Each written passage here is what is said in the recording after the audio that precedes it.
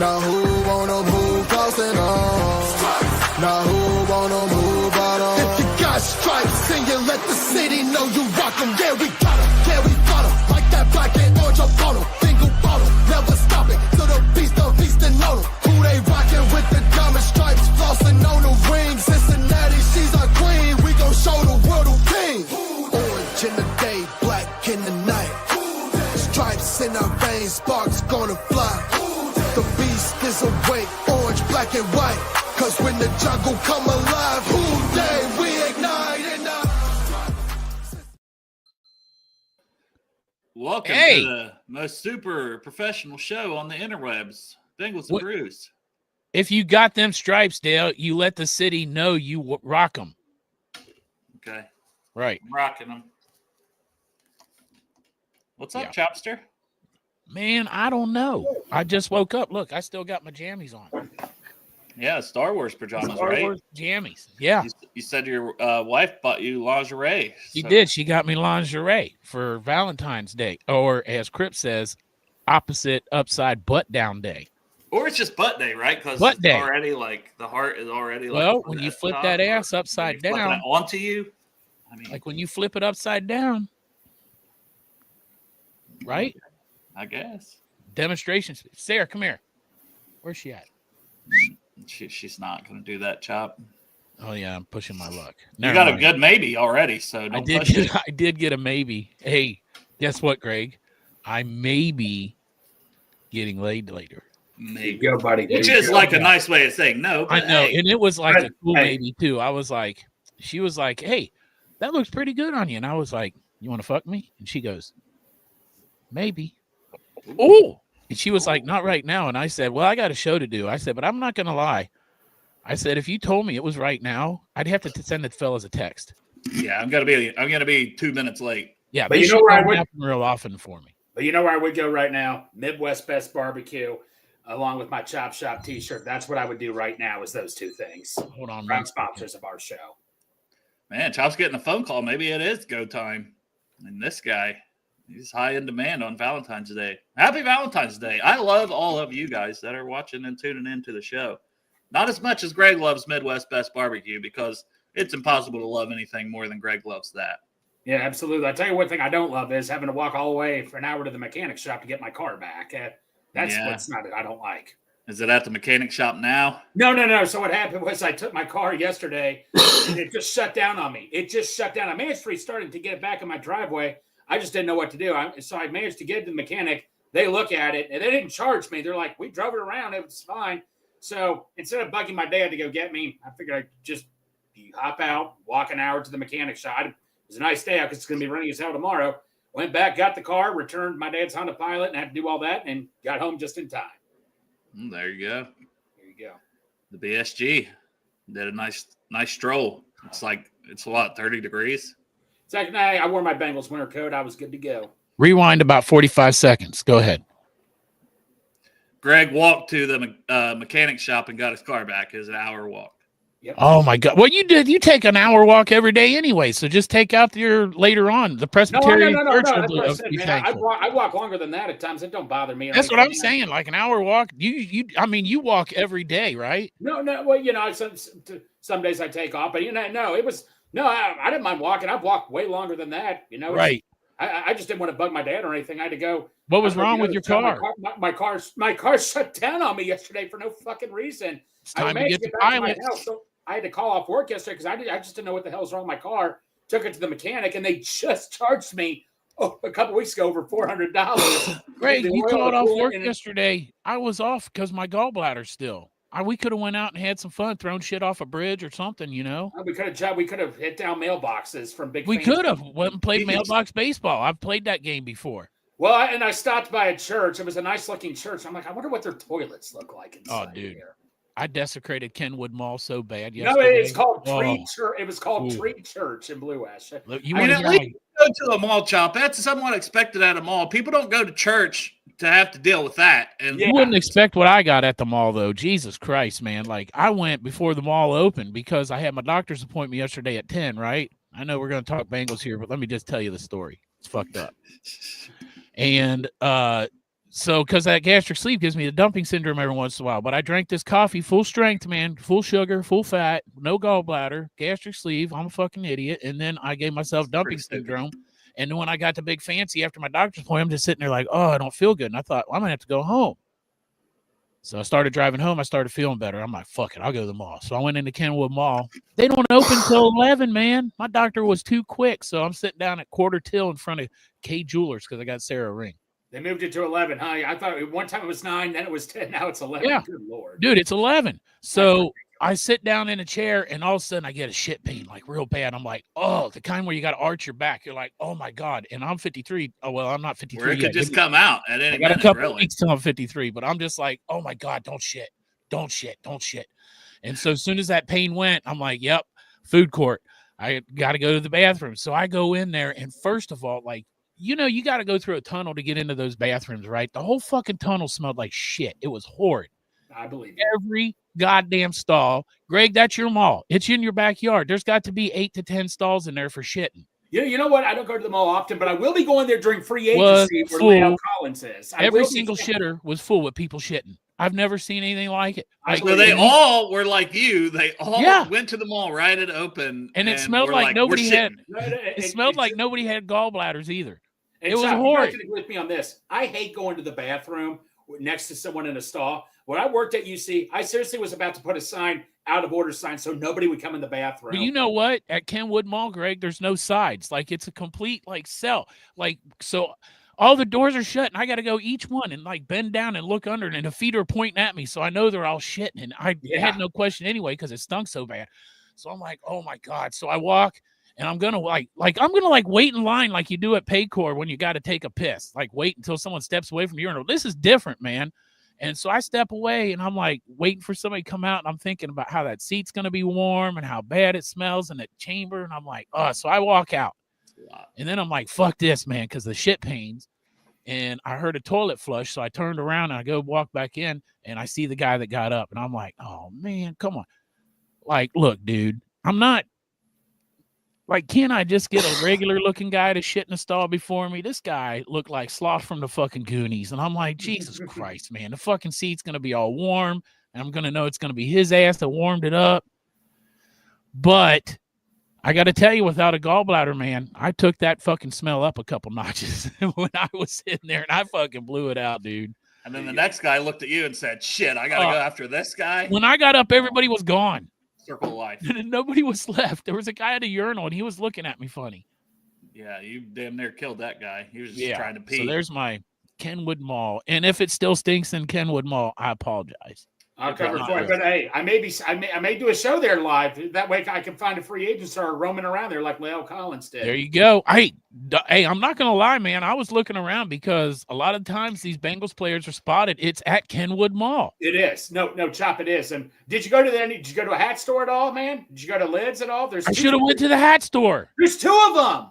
Son of a bitch. I went to Hallmark, and I agree, Paul. I will say you will not get this kind of hard-hitting content when you're watching Locked On Bengals. Yeah, right.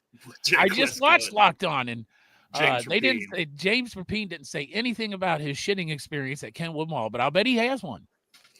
Yeah, but he's not going to tell it to Maybe I overshare, Paul. I'm not sorry, though. Speaking of explosive shits, we got some explosive shit going down on the football field here in about a week and a half to 2 weeks at the scouting combine. See that transition? That was pretty smooth. Look at we call that a segue. Segue, baby. Bro. Good segue. So we're going to take a look, and a lot of these guys are from the Bruce Feldman's freak list he does before the season starts, and went through and tried to find guys that will be in this draft class, and going to talk about some of them and some of the testing and stuff that was reported by him that happened, before, this was like last summer, when they're doing this stuff on campus and at their schools, and, whether that's, the colleges time a lot of this stuff and different things and have all this stuff down. So they get a lot of this information directly from the programs. And the guy we mentioned the other day, the first guy on this list, he's not number 1 overall, but he's number 3 overall. Number 1 overall is Nick Harbor, who's not even eligible, wide receiver from South Carolina. So that's somebody named to keep in mind if he has a breakout this year. But number 3 on the Feldman's freak list, Kenneth Grant, big sexy, 6'3", 340, from Michigan. We draft a lot of Michigan players. I try not to hold that against him. But he's expected to run a sub-5 40-yard dash at that weight. So that's very impressive. You know, if he clocks somewhere in the 4.9s, if he runs a 4.9 per se, sub-5, so lower than 5. Right. You love Kenneth Grant. I mean, I see the potential now. Right. There's guys I would take over him, but I'm just not ruling him out. And I think if he tests the way he's going to test, then more people will be excited for him. You think he's got a really high ceiling is what you're saying. I did a mock NFL draft yesterday, and I traded all the way back to 29, and he was still there. I mean, if I could trade back 5 or 6 spots, I would. That'd be awesome if I could still get him. That's it's before this combine. That's what I'm saying. If he runs a sub-5 40, a 29-inch vert at that size is pretty good.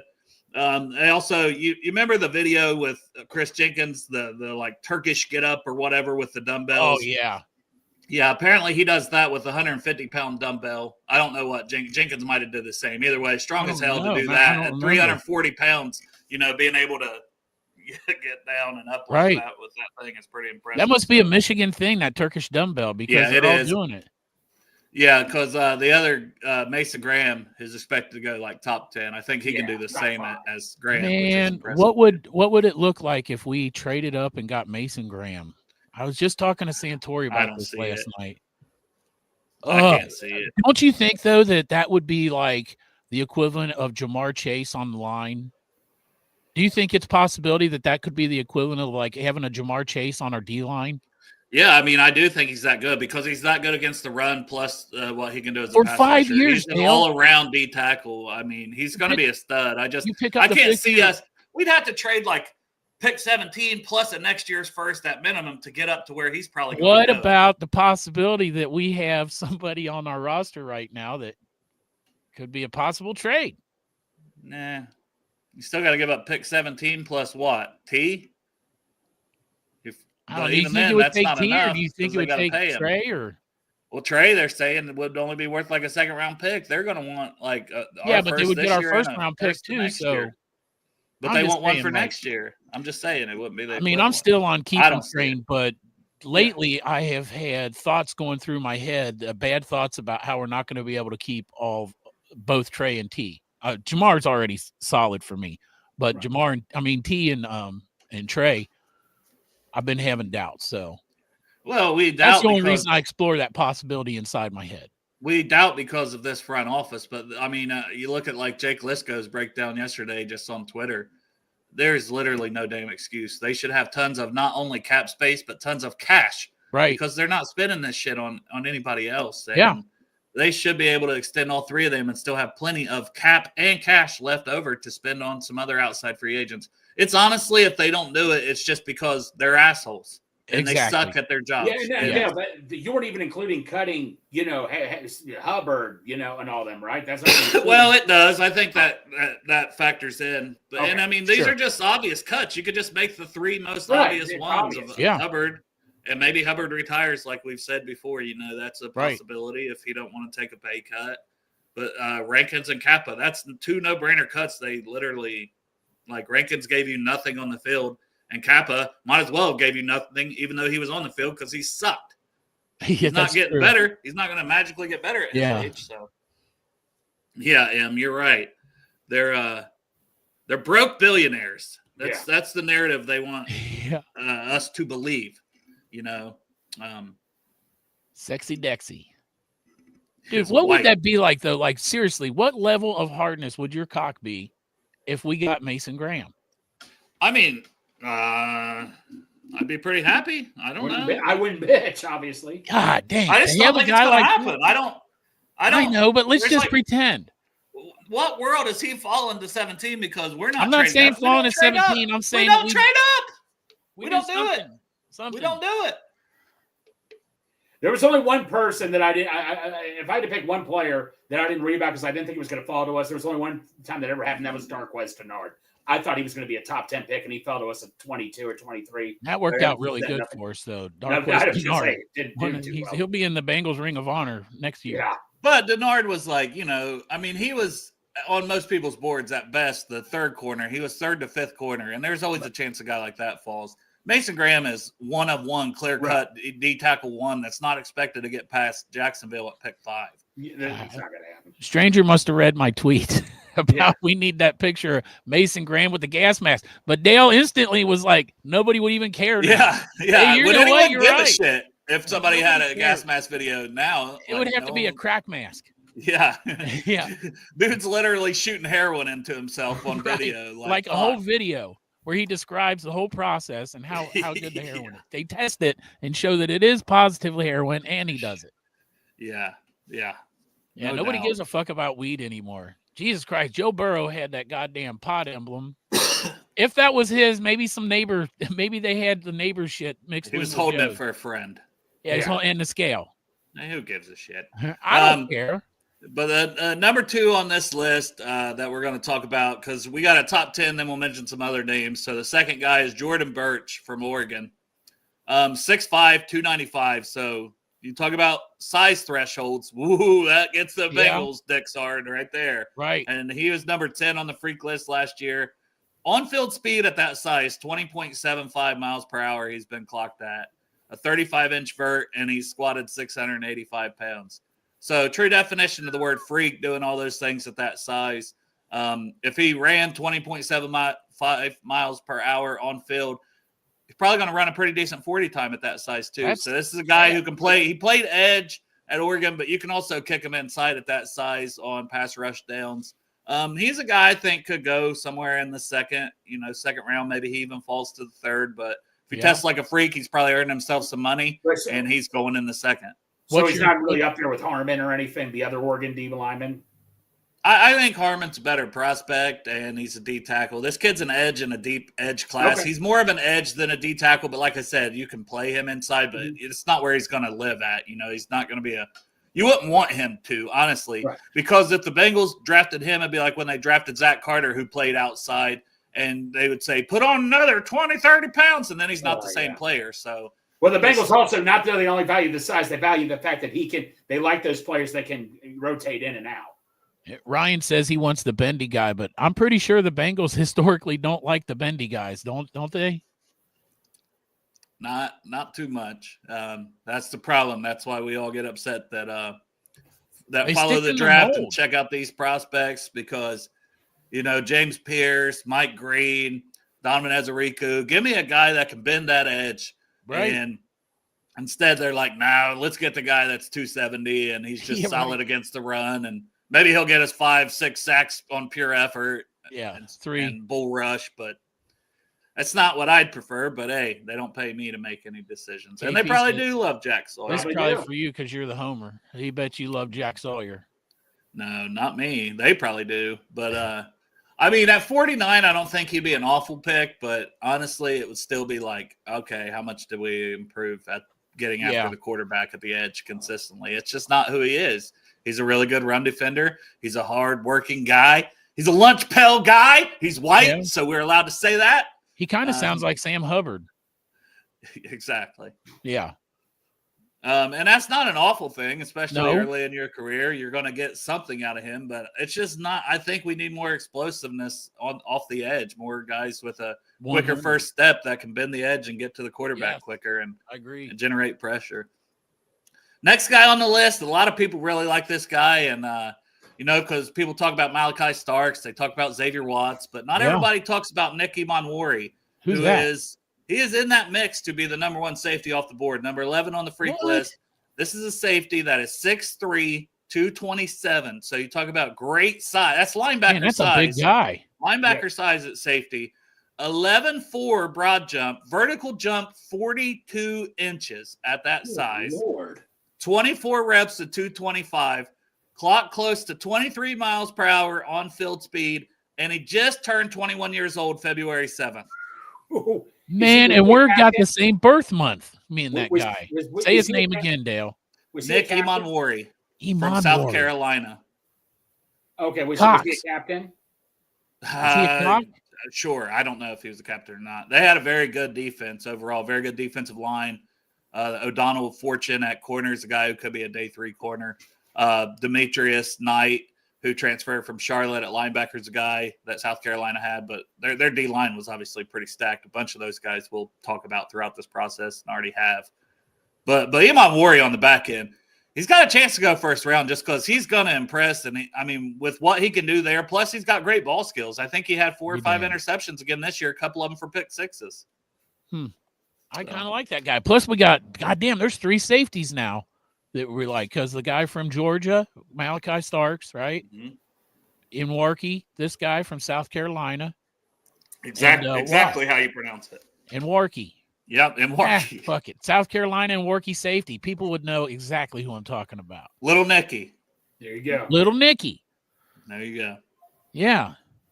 So this guy, you think he possibly might be the first safety off the board? I think he could be because, and that's no knock on Starks because I really like Starks, but I don't think everyone does. And he had a little bit of an up and down season. And this kid, when he goes out there and tests like this, there's going to be some coaches that go, "Oh, damn, I could use him everywhere." Oh, baby. He's He's got Kyle me Hamilton kind of deal? Yeah.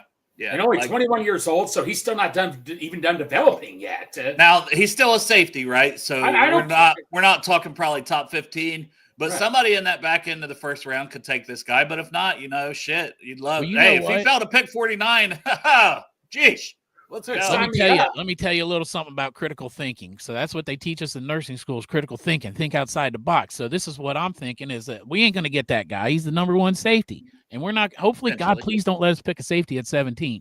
Right. But what that does is you tell me there's another number 1 guy, moves our guy down to 3. Yeah, there you go. So I don't want us taking Xavier Watts at 17. Oh, hell I'm no. cool with Xavier Watts at 49. Yeah. I like Xavier Watts at 49. Matter of fact, if I'm doing my perfect mock, like Andrew Wood earlier said, what's your pick 1 and 2? My pick 2 is Xavier Watt. My number 1 right now is Walter Nolan. Yeah, but I'm up there, man. It's James Pierce, Walter Nolan for me, like Mike Green, any of those 3, honestly. I'm sticking with my tackle thing. Go ahead, Greg. Let me ask you this scenario. Say if you traded back and that safety, you had him very graded highly, you think this guy could be the leader of your defense. Say if you traded back 8 or 9 spots, would you consider it? Oh, hell yeah. And that's the same thing had talked myself into Watts, but I know this kid's, I've done put this kid back over Watts because I had him over Watts, then I got the Al Golden hype and the love, and I got back into Watts and all the interceptions, 13 in the last 2 years. And then I'm like, this kid's a fucking freak, and I know he's very good too, and I'm like, I got to stick with this kid. I think he's going to be a better pro, so. Yeah. What? And that's not a knock on Watts because I think he's going to be very good too. But the difference is we're talking about combine. One of them's going to test like an absolute freak, and Watts I don't think is going to test like a freak. Which maybe drops him to the 3rd round. What about this guy? Is he going to the combine? Yeah, I honestly, Ryan, I need to watch more of him. That's one of those guys, Maxon Hook. He was a Senior Bowl guy, and a lot of people are high on him. But you heard it here first. Ryan Sparks, one of his his sleeper safety is Maxon Hook from Toledo. And Ryan and we've taken a Toledo safety and Tyson Anderson, great special teams player, so why not? Maxon Hook, you can play special teams. We'll never give you a shot to actually play on the defense. We had a receiver from there too, wasn't that little short feller? What was his name? Hawkins played there. Yeah, Baby Hawk. Donovan Jackson at 49 or Embo. I'd be good with that. Booker at 17, potentially. I think Booker is the only guard that should be in consent. True guard now. Kelvin Banks, Will Campbell, Mimbo, however you pronounce it. Armand from Missouri. Any of those 3 fall to 17. They should be in consideration because you can play them at guard and then kick them out to tackle later. But true guards, Booker. Ryan follows it up with Lou's gone, so he might see the field. Oh, that's a good point, Ryan. That's fair. Maybe these young guys actually get a chance for once. Right. We might have a bunch of red shirt rookies getting ready to take the field, man. And number 4 on our list here of combine guys to watch for a couple weeks from now. You guys might have heard of this one. Abdul Carter, number 12 on the freak list. Projected potentially number 1 overall pick. Top 3 for sure. He's not getting out of the top 3. 6'3", 254, 40-yard dash time, 4.48. God dang. Edge rusher running a 4.4. I did read Josh something Robinson was similar, alluding to the fact that he beat up a tow truck driver, so he'll probably fall to 17. Sure. Well, I'd love to have Abdul Some guy was towing his car, and He whooped I'll his take ass. an ass whooping from him right now if it drops him to 17. That's what I'm saying. Come on, he can whoop my ass too. Both of us. He could sexually assault Greg if he falls Yeah. to 17. I'll even let him do it. That in my might have been gym. too far. That was too far. But That it's is. like I offered up Greg. Listen to me. If Abdul Carter gets into that red room with Greg, it ain't Greg that's the one that's got to be worried about, to be That's honest. true. That's true. If Yeah, Greg Abdul gets Carter him would down never into be the cellar, same. He would never be the same if he took him to the sex dungeon. That's right. He wouldn't be. He definitely wouldn't be quick off the get up. Some other His numbers for him. ambulation would be impaired. 10'7" broad jump, 34-inch vert, on-field max velocity of 22.4 miles per hour. That's just insane. God dang! And bench press 375 pounds. How many times? I mean, I'm guessing that's his max, but that's pretty good max, almost 400 pounds when people are talking about your being an undersized edge. But Yeah. you're strong as a fucking ox. You're quick as hell. You can bend around the edge. He's my number one overall player in this draft class. So, Wow. Abdul Carter. Oh, look. I mean, good set, too. but is he Wow. really going to make himself money at the combine? No, because he's already that good. But still mention him Yeah. because he's on the freak list. Well, he can't go number 1 overall because Ryan would be pissed. Because you have pick 2 in the shit. That's right. Well, you just take probably Travis Hunter at that point. I mean, The if number you've got 1 a overall quarterback- pick is going to be a quarterback. Well, Shadir I'm Sanders. not so sure. Not so sure. No, I know. Shadir Sanders. He's visiting the Browns for. I know the Browns are picking 2, but Shadir Sanders. I wonder if he really is going to the Browns. Well, who's I picking hope for so. Tennessee, right? You think Tennessee's going to keep Will Levis? I Brian think- I Callahan's think gonna there's- keep It just sounds like they might not love the quarterbacks and they might want to get like the best player because they feel like they have more needs. Now, Brian Callahan might not love that, but Brian Callahan's got the number 1 overall pick. I was going to say Cam Ward. I would at least Cam Ward or Sanders. Brian Callahan knows some of our players. yeah. Callahan might want somebody. Jermaine Pratt.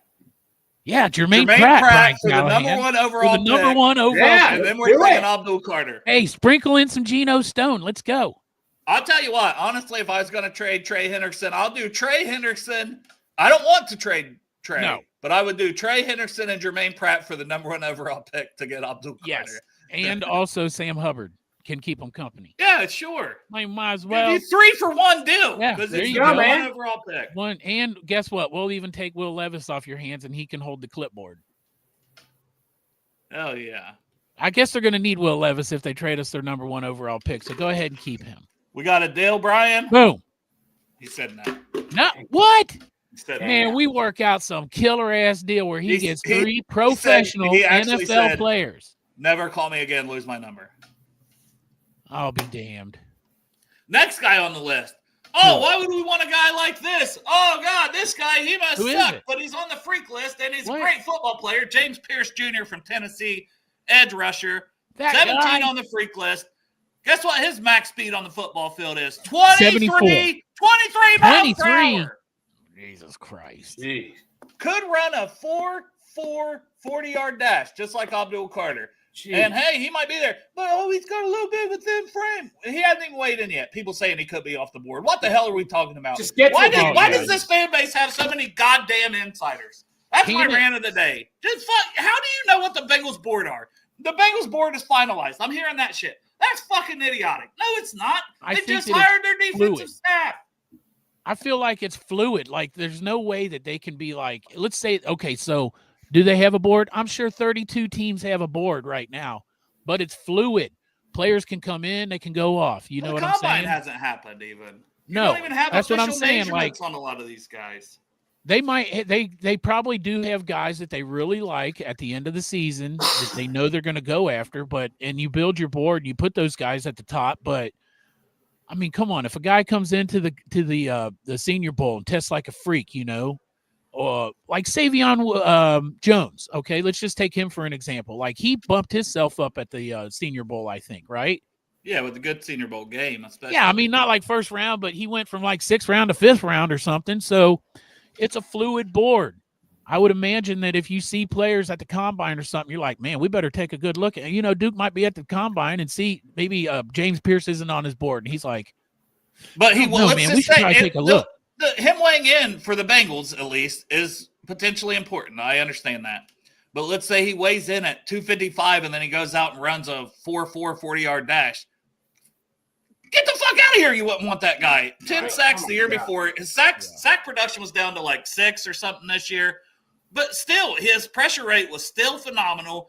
He's a damn good player. They rotate, even him being as great as he is, like they do Omar Norman-Lott. They rotate a lot of their guys on that D-line. So he didn't play as much as a lot of these other guys, like Abdul Carter, who's on the field nonstop. I agree, Ryan. I would be upset. And honestly, he's probably above Walter Nolan for me just because that's how I have them graded on my board. I got Pierce ahead of Nolan, but it's not too far off. They're both. I'm telling you, though, one of these guys that you're talking about is going to be there at 17. Yes. Mike Green. I feel like either Mike Green or James Pierce, or one Walter of them Nolan will be there at 17. Yes, I agree with that. Yeah, and if both of those guys are going, good chance then Walter Nolan's definitely there. And it's just like, I don't know. I just think all three of those would be home run picks for what we need and help our pass rush day one. Yeah, it's day so one, hard. helping the pass rush is what we need. So that's why I said I don't get caught up if it's an edge or a D tackle. I just want pass rush help, and I want to keep Trey. And pass rush is going to help our back end of our defense. It's just common sense, man. I don't know. You're right, though, man. If you line up James Pierce or Mike Green, I haven't watched the tape on Mike Green. I want to watch that. But like, if you line those guys up opposite of Trey Hendrickson, man, our pass rush just took a huge step. Hey, there was one Twitter follower that tweeted out something like this. So how about this? Let's do this is off the record. Would you do straight up? I would do this in a heartbeat. Jermaine Pratt for Kyle Pitts. Hell yeah, I would do that. Hell yeah. Well, I wouldn't. I would do that in a heartbeat. I mean, I'd trade Jermaine Pratt for the new washing machine for the Flint Tropics. Yeah. I mean, fuck. But yeah. Next guy on the list. Now, here's a guy the Bengals will like that me not so much, especially if it was first round. The 49, I guess I'd live with it. And the CEO, Dustin Croft, loves this guy. Number 21 on the freak list, Landon Jackson from Arkansas. 6'5", 280. 20.4 max speed on field. It's not 23, but that's still damn good. 10'2" broad jump, 34-inch vert, bench 375. He should bench 3. Abdul Carter benches 375. Pussy, he should bench 475. And he's a little feller. Yeah. But no, I mean, he's a good player, but once again, I don't think he has that consistent bend around the edge. I don't think he's got the explosive get off that, the other guys that we've talked about for high in this class. So if we took a Landon Jackson at 17, I'd be pissed. 49, I don't know. I'd be happy, but I'd live with it. KP says he doesn't have any pass rush. It's not the greatest, KP. I'm not going to disagree there. I don't love him. I've been very. You mean Marcus Hunt 2.0? I don't think Dustin's going to. Dustin's appreciate not sending that. you a Christmas card this year. That's right. Ryan. You're off the Christmas card list now, KP. No, I think Landon Jackson's a good, solid, safe player. Another, he's going to give you good run defense. He can give you something when it comes to pass rush. He had a great Senior Bowl game too. He was causing some pressure, causing some havoc in there. But he's just not what I want. But listen, I'm not the Bengals. They're going to love this guy. They're going to see 6'5", 280 and come in their pants. Probably right. Yeah. Next guy on the list. Now this guy, I'm going in order how they are on the freak list. Yeah. This guy is not going to be a high draft pick. But Daquan Felton from Virginia Tech, wide receiver. He's a day 3, maybe mid to late day 3 guy. Okay. He's number 22 on the freak list. The thing you love about this guy right off the rip, 6'5", 220 at wide receiver. Big old boy, right? That is big. Oh, yeah. And then with that size, 22.4 max on-field speed, broad jump 10.8, 36.5-inch vert, and his 40-yard dash with that on-field max speed that usually, translates. 4.42 is what he's been clocked at that 6'5", 220. Holy so shit. just a guy to keep in mind because people are probably going to talk about him a lot more if he puts up those numbers at the combine at that size. Can't go wrong with that. So just a name to keep in mind. Daquan Felton, Virginia Tech wide receiver. Virginia Hear Tech. about him a lot more. Next guy on the list, Tet McMillan. Everybody's heard about this guy because he's wide receiver 1, unless some people have Travis Hunter at wide receiver. I think he's a corner, but that can play wide receiver. Number 23 on Feldman's freak list, 6'4", 210, reported 21.8 miles per hour max speed. I want to see how he tests, how he jumps. He's got a thin frame, even though he's 210. He's kind of long and lanky, but hey, we've seen that play. Guy like Chris Henry that was here, you know. He's kind of built like that. I like Tet McMillan. I don't know where he'll go, but he's should be a top 15 player in the draft. Right. We got two more guys on this top 10 list for the combine to get through. The next one's Ariante Ursary from Minnesota, offensive tackle. Some people think he could play guard. 25 on the freak list, 6'6", 330, bench press 412 pounds, a 1.52 10-yard split, 27.5-inch vert, 9.2 broad jump, clocked 18.34 on-field speed, and that's a 6'3", 330-pound offensive lineman. Jeez. So he's so slow. Go back to Kenneth Grant. How fast? That guy's faster. Probably why he's higher on the freak list. Wasn't Kenneth Grant like first or second?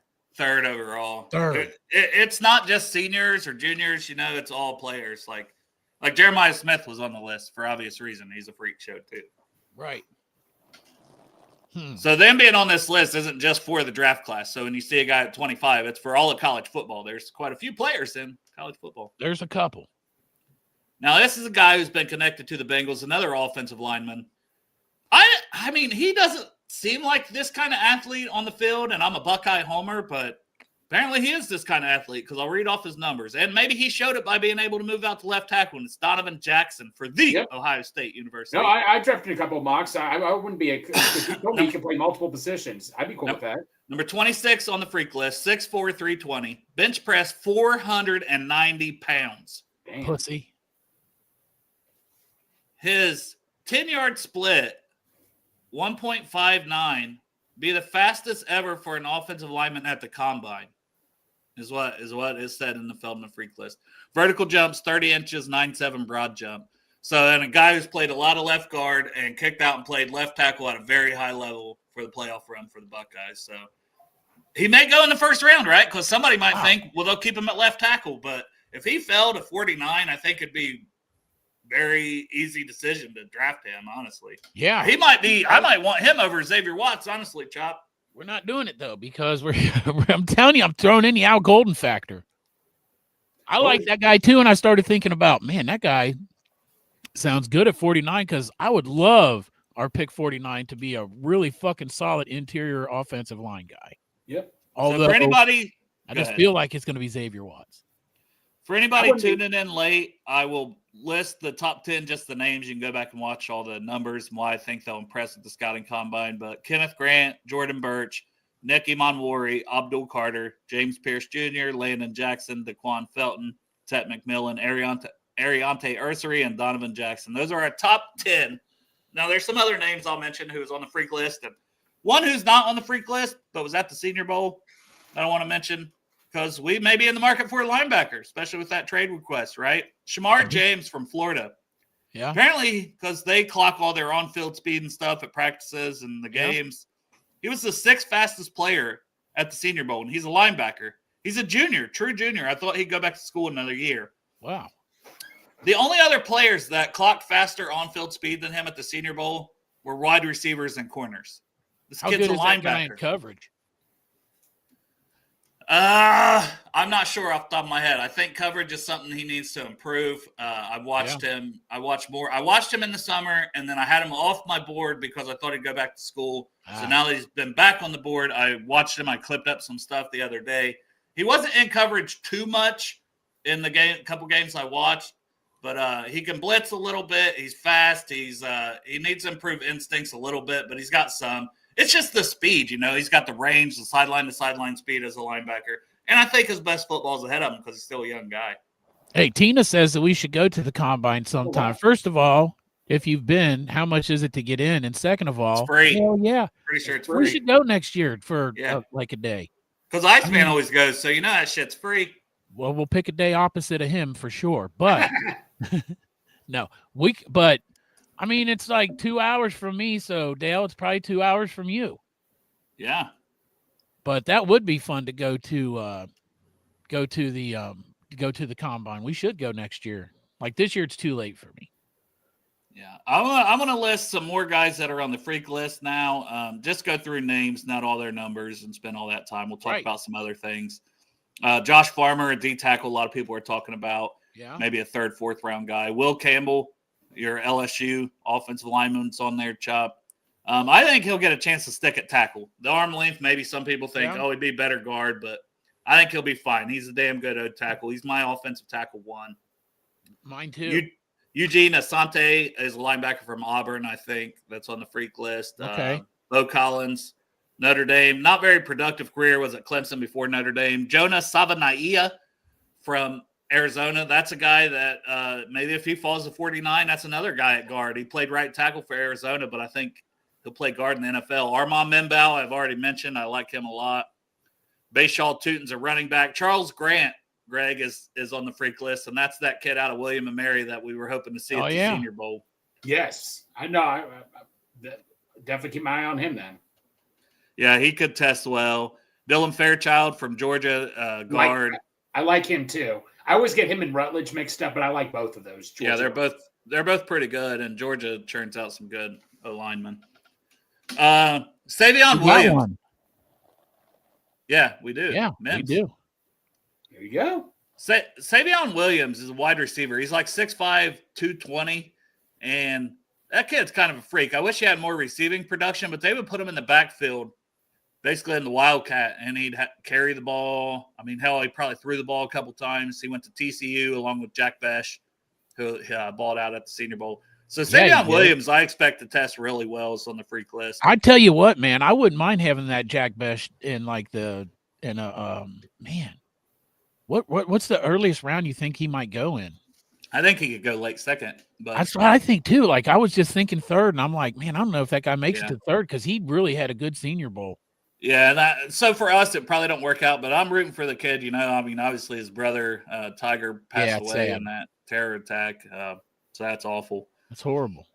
Couple D tackles. Was playing at the Senior Bowl. To be honest, once I heard that story, I'm like, Jesus Christ, supporting his brother. You know, I mean, wore his brother's number, and that's a sad story, man. So, couple D tackles on this list next. Jordan Phillips from Maryland, young guy, stout, hell of a run defender. Needs to develop as a pass rusher still, but he should test well, and he's a freak. I imagine he'll. Strong as an ox, man. Yeah. Divine, when he was on, he was really high on him when he was on the show with us, Divine, right? Yeah. Okay. Divine, that's how I knew who he was because of Divine. Okay. Keep an eye on him. Guy I love who had a good Senior Bowl week, Darius Alexander from Toledo. We were talking about Toledo earlier with Max and Hook.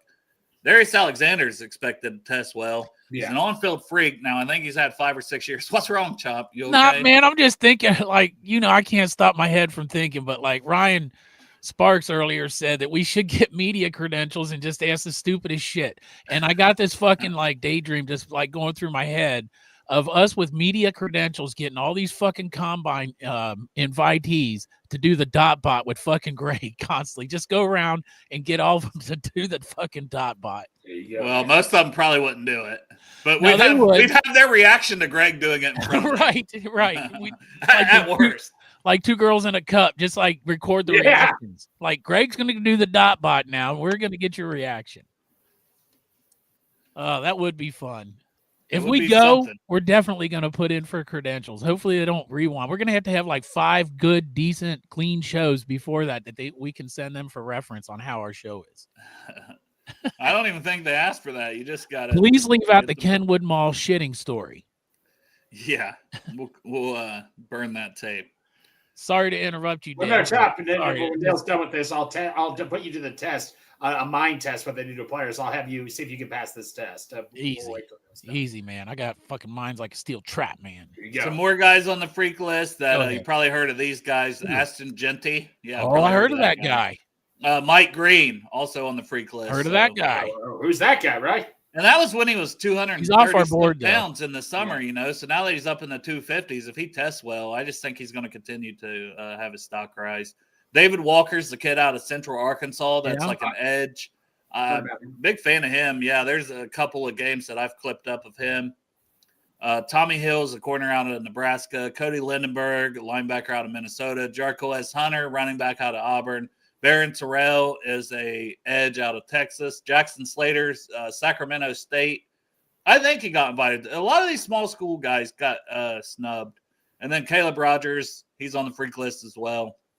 Some others that could test well that were on the freak list, but they're injured, so I don't know if they'll test. Riley Mills from Notre Dame, Will Johnson from Michigan, the corner, and then Siobhan Ravel, the corner from ECU, because he didn't participate at the Shrine Bowl, but he was there. So maybe he'll participate. I think that'd be big for his stock. Right. Two guys that were on the freak list that didn't even get invites, which sucks because if you're and they're in top 20 on the freak list. Yeah. I want to see these guys at the damn thing. Davin Van, he's an edge/D tackle. Number 6 on the freak list, reported 4.69 40-yard dash, and he's 6'2", 280. 31 reps at 225, 33-inch vert, former state champion wrestler in high school, NC State, not invited to the combine. So that sucks for him. That's weird. 399 players got invited. He didn't get invited. Nope. And the other one, which is honestly even bigger, because, I mean, I have him higher on my board. Another D tackle is Thor Griffith, who went to Harvard and then Louisville this year.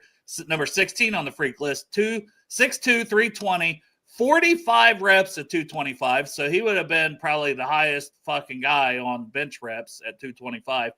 So sub 540, 495 at 6'2", 320. 10-yard split of 1.65, which would have been up there for that record too. Not invited to the combine. So that was two guys that, were on the freak list, not invited. Sucks. Well, maybe we'll get one of them because they're not going to the combine. Well, they'll do their pro day, but right. And there'll be guys that Marcus Ware was a guy from a smaller school that Ryan mentioned earlier. There's other guys I don't have all that in front of me, but there was guys I went through and looked at the list. Andrew says Ohio State has 15 players that were invited to the combine. Yeah. 15 that should be drafted too, which would tie the record with Georgia for most guys drafted. What do you think about KP saying that Mike Green reminds him of Von Miller or Khalil Mack? I mean, I think he's got that kind of talent to have a career like those guys. God, that would be great, wouldn't it? It sure would, but hey, that might not fit our exact size specifications, Chop. Well, I already made the bamboozled shirt, but at the same time, I'm still like, please, man, let me be wrong. Evolve, change, win. What do you guys think about this? Apparently, Burton was evicted again. It was reported, I guess, a family member was staying there, not supposed to have dogs, had dogs. It's just, listen, he can't follow rules. He can't follow directions. He can't show up for work. He's a punk ass strangling kid. his fucking girlfriend, reportedly. Don't want to get sued here. No charges, though. Yeah. So, but I would just say this, man. He's a typical fucking young 20-something-year-old kid, man. He's like, it's just the way that, no offense to anybody that's that age. Maybe you're outstanding in your age group, but the majority, it's like, they don't give a fuck. The landlord's like, no dogs. And they're like, bring your dogs. Just keep them quiet. We don't give a fuck. What are they going to do? Kick us out? Yeah, motherfucker. Yeah. They will kick you out. There's the fucking rules, dumbass. Go ahead, Greg. Chops on one. Yeah, I mean, part of me says, hey, you invested third-round pick in him, but gosh dang, you heard what the gentleman, you heard what Duke, you heard what all of them say, and as they should say, he has not done a thing for us. I mean, how much of a fire can you light under someone and still not, I don't know, man. It's just, clock is ticking. I got to tell you, though, there's no reason for them to cut him right now. They can cut his ass all the way up to the beginning of the season. What the fuck do they care? Right. And not only that, but he was a third-round pick, and so maybe some team out there, this wide receiver class is weak from what I have heard.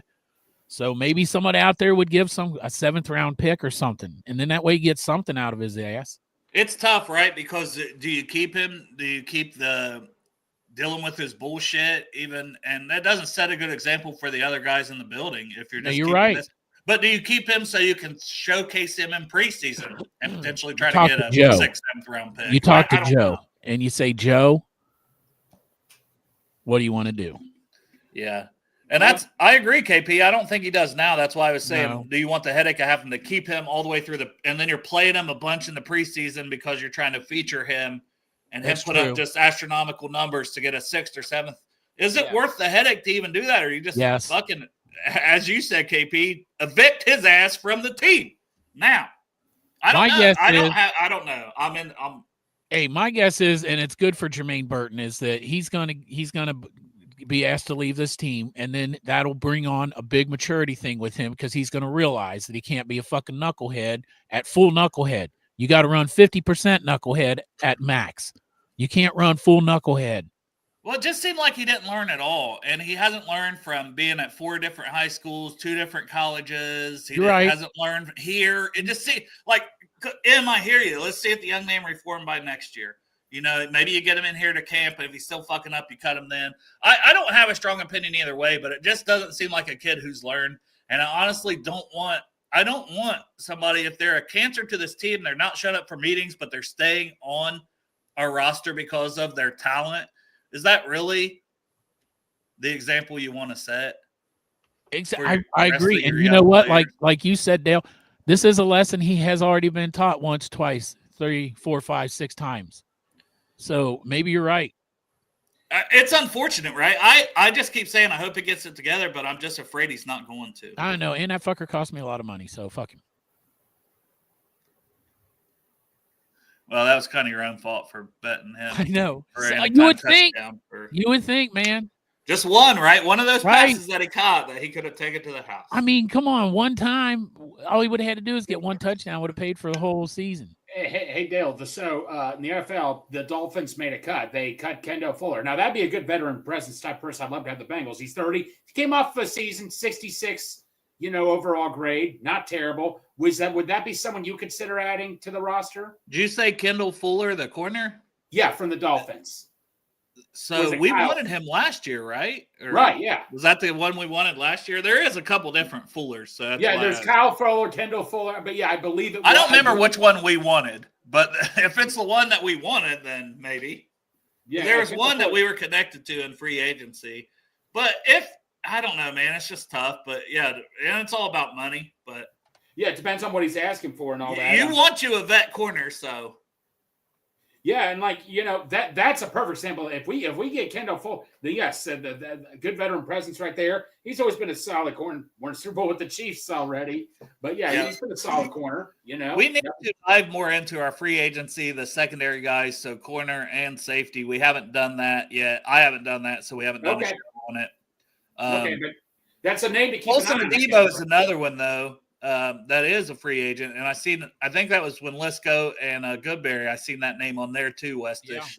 Yeah. So that's a good name to keep in mind. And when I do that show, I usually at least grab the PFF grades and some stats or whatever from these guys, and we'll try to do that before free agency starts. We'll try to do corners. We'll try to do.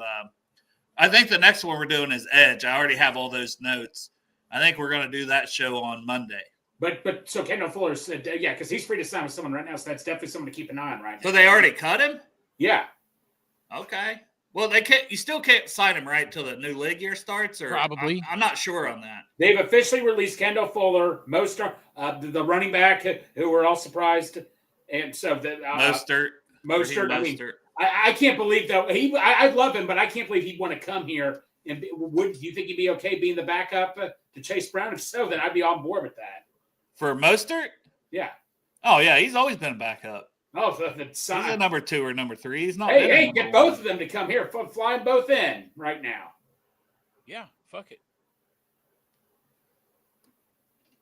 Except that we're drafting Genty at 17. That's right. And Wesley says Olsen Adebo is only 25, so that's another corner. Yeah, I'm not opposed. Like I said, we'll get into all that more. Right. I don't want to speak on these guys too much where I've done any research into the. All right. Because safeties too, right? Because we don't know about Geno Stone. No, we have. That's a big question mark right there. Safety. Going back to Burton, I agree with Houday Brew that says Bengals tend to put time into helping players with off-field issues before giving up on them, and he bets they go into OTAs and see where it goes with Burton. So that's exactly what I'm thinking too. And I think that this new eviction is the old eviction. It's not like he moved in another. He didn't move in another place and get evicted from there too, did he? I think so. Oh, fuck that guy. What the fuck, man? That's what I'm saying. That's what I'm saying. This is all this, like this week, he got evicted from another place. I don't know, man. I hope he gets his shit together, right? He's a young kid, man. Where the fuck is this guy's dad or mom or whatever to be like, what the fuck, man? Grow the fuck up. Maybe they acted like that too. I don't know what his upbringing was. Who knows? Yeah, I don't. KP mentioned something about but I don't know it, so I don't want to. Yeah, but you get evicted, so your next place you go, and you're like, yeah, bring the fucking dog. Oh, you're evicted again, huh? I don't know, man. Just get your shit together in general. Yeah, just do it. Like I could even not even the like off-field stuff. Like you were supposed to. KP thinks he came up in foster care or was adopted. So I don't know if that's the case, but it's if he was, it is, yeah. Well, like, look, man, best case scenario for this kid is that the Bengals haven't cut him yet because they believe in him, and he has actually, I mean, it's hard to see with this recent eviction, but he's actually like taking it to heart and been like, yep, it's time to get my shit together, and I apologize, and I'm going to do it. And then does it and goes on and has a great career, and everybody's like, and then they make the NFL film one day about him, and it's like, yeah, he started off, got evicted from 2 apartments in less than 6 months, and now here he is, Jermaine Burton, caught the Super Bowl MVP for Super Bowl winning touchdown. Yeah, Super Bowl winning touchdown for the Cincinnati Bengals, not for someone else. On their three-peat in the year 2029. Is that right? Yeah, the three-peat in 2029. Yeah, works for me. Yeah, that worked for me too. That's best case scenario for the kid and for us, because, I mean, we already got him. So why go looking for another replacement for him? We already got him. Just get your head out of your ass. Quit fucking goofing off. Quit acting like some fucking 20-year-old kid with $1 million and fucking knuckle down and let's get it right. Naughty says he wasn't adopted. He was brought up in a single-parent home with his mom and little sister. So, maybe he just didn't have, complete guidance. Maybe. From doing the right thing all the time. Mom was a single mom, taking care of 2 kids. She's probably working all the time. Maybe she let him get away with a lot when he was a kid because he was a single-parent kid, And either way, though, now it's time to grow up. You got this prime opportunity in front of you as a professional athlete. It's true, too. Tina's right, though. We do have to win the Super Bowl before the asteroid hits us in 2032. So I was talking to Santori last night, and I was telling him, we need one now. And I'm like, I don't give a fuck what they got to do. I said, you could literally tell me that after this next season, Joe Burrow's leaving the Cincinnati Bengals, but we'll have a Lombardi. I'll take it. And Santori's like, I'm setting up for the long run. I'm like, not me, man. I'm fucking 53. I'm going to die. Give me one. Yeah. One. I don't give a fuck because we're talking about the Eagles and how they loaded up and paid all these players. Okay, go do it. I don't give a fuck what you do. You heard what Joe Burrow said. Look what the Eagles are doing right now. That's the way it goes. Fuck Joe Burrow. Listen to what the fuck I'm saying. I don't give a fuck what you do. If we fumbled Joe Burrow, though, Chop, I don't know, man. Yeah, I'm with you. For a Super Bowl?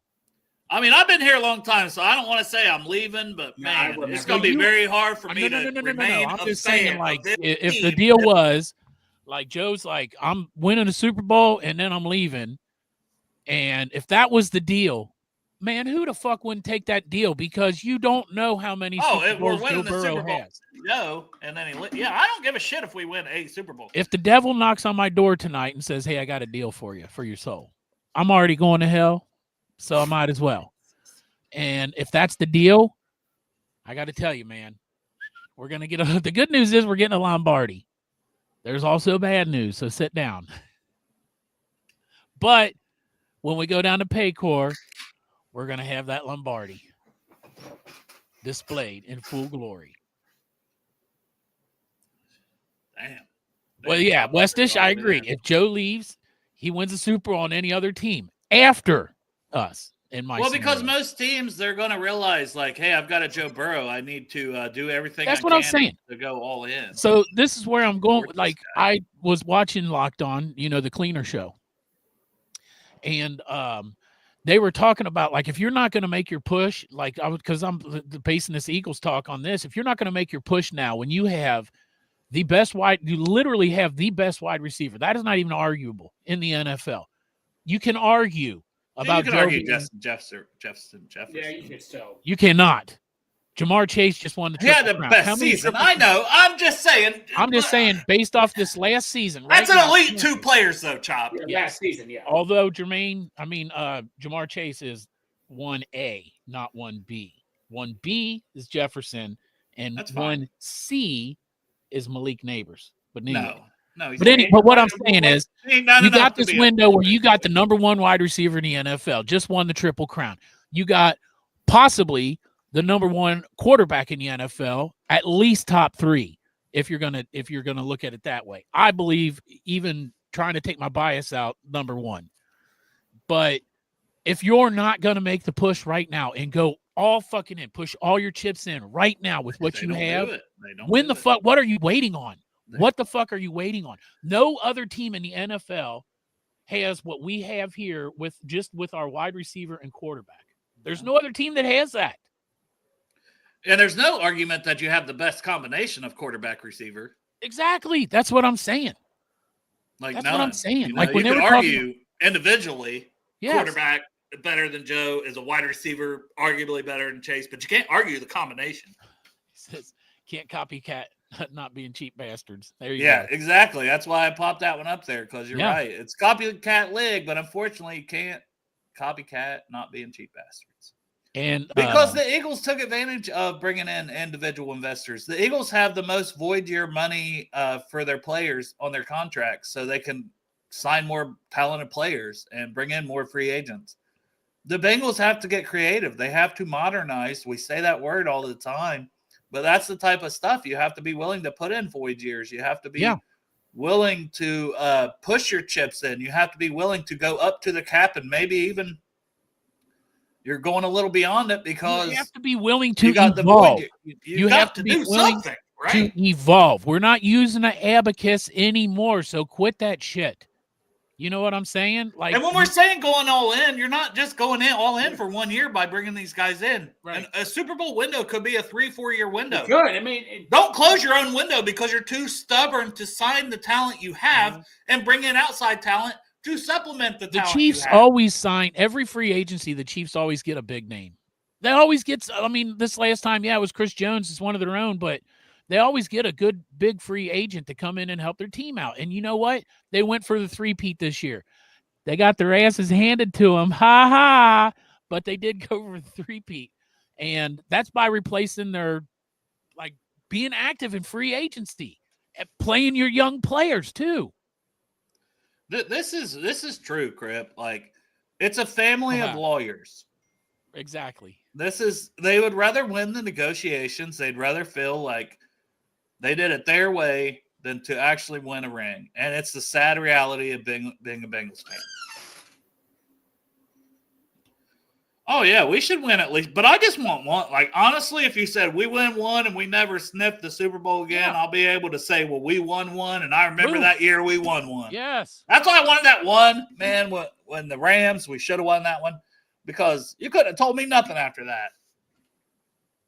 Which I did see A.J. Brown. He's not even happy about winning the Super Bowl. He likes the chase better or something. Somebody was like, this man would love to be on a team that's 4-12, but he puts up 2,000 receiving yards. Yeah, right.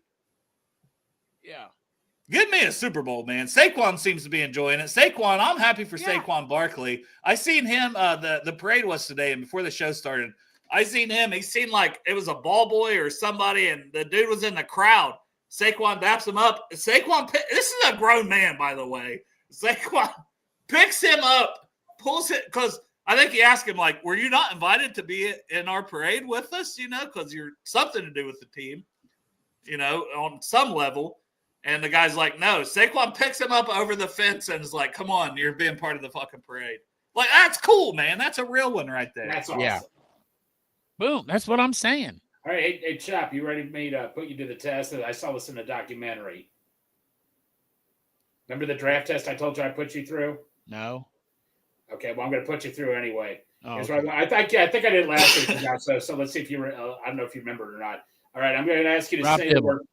Just say the word pots 10 times, and I just ask you a simple question. This is the mind test. Say the word pots 10 times. 10 times as fast as you can. Go. Pots. What do you do at a green light? Go.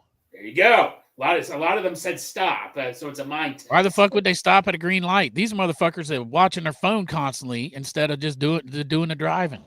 Yeah, there you go, Chop. You passed the test. Okay. Did job, you pass Chop. that test, Dale? No, I didn't take it, but good job, No, Chop. you'd fucking fail probably bigger than shit. I got my shit together. Okay, Dale. I got a one early question to ask you. Here comes one for you, Dale. Hope you're ready. This kind of just I don't mean to get religious. You've had all day off. I hope you prepared. Okay, here we go. Did not. How Did many not. animals did Moses have in an ark? All of them. Times 2. How the fuck would I know that? None, because he never had an ark. Noah had an ark. It was a Yeah. trick question.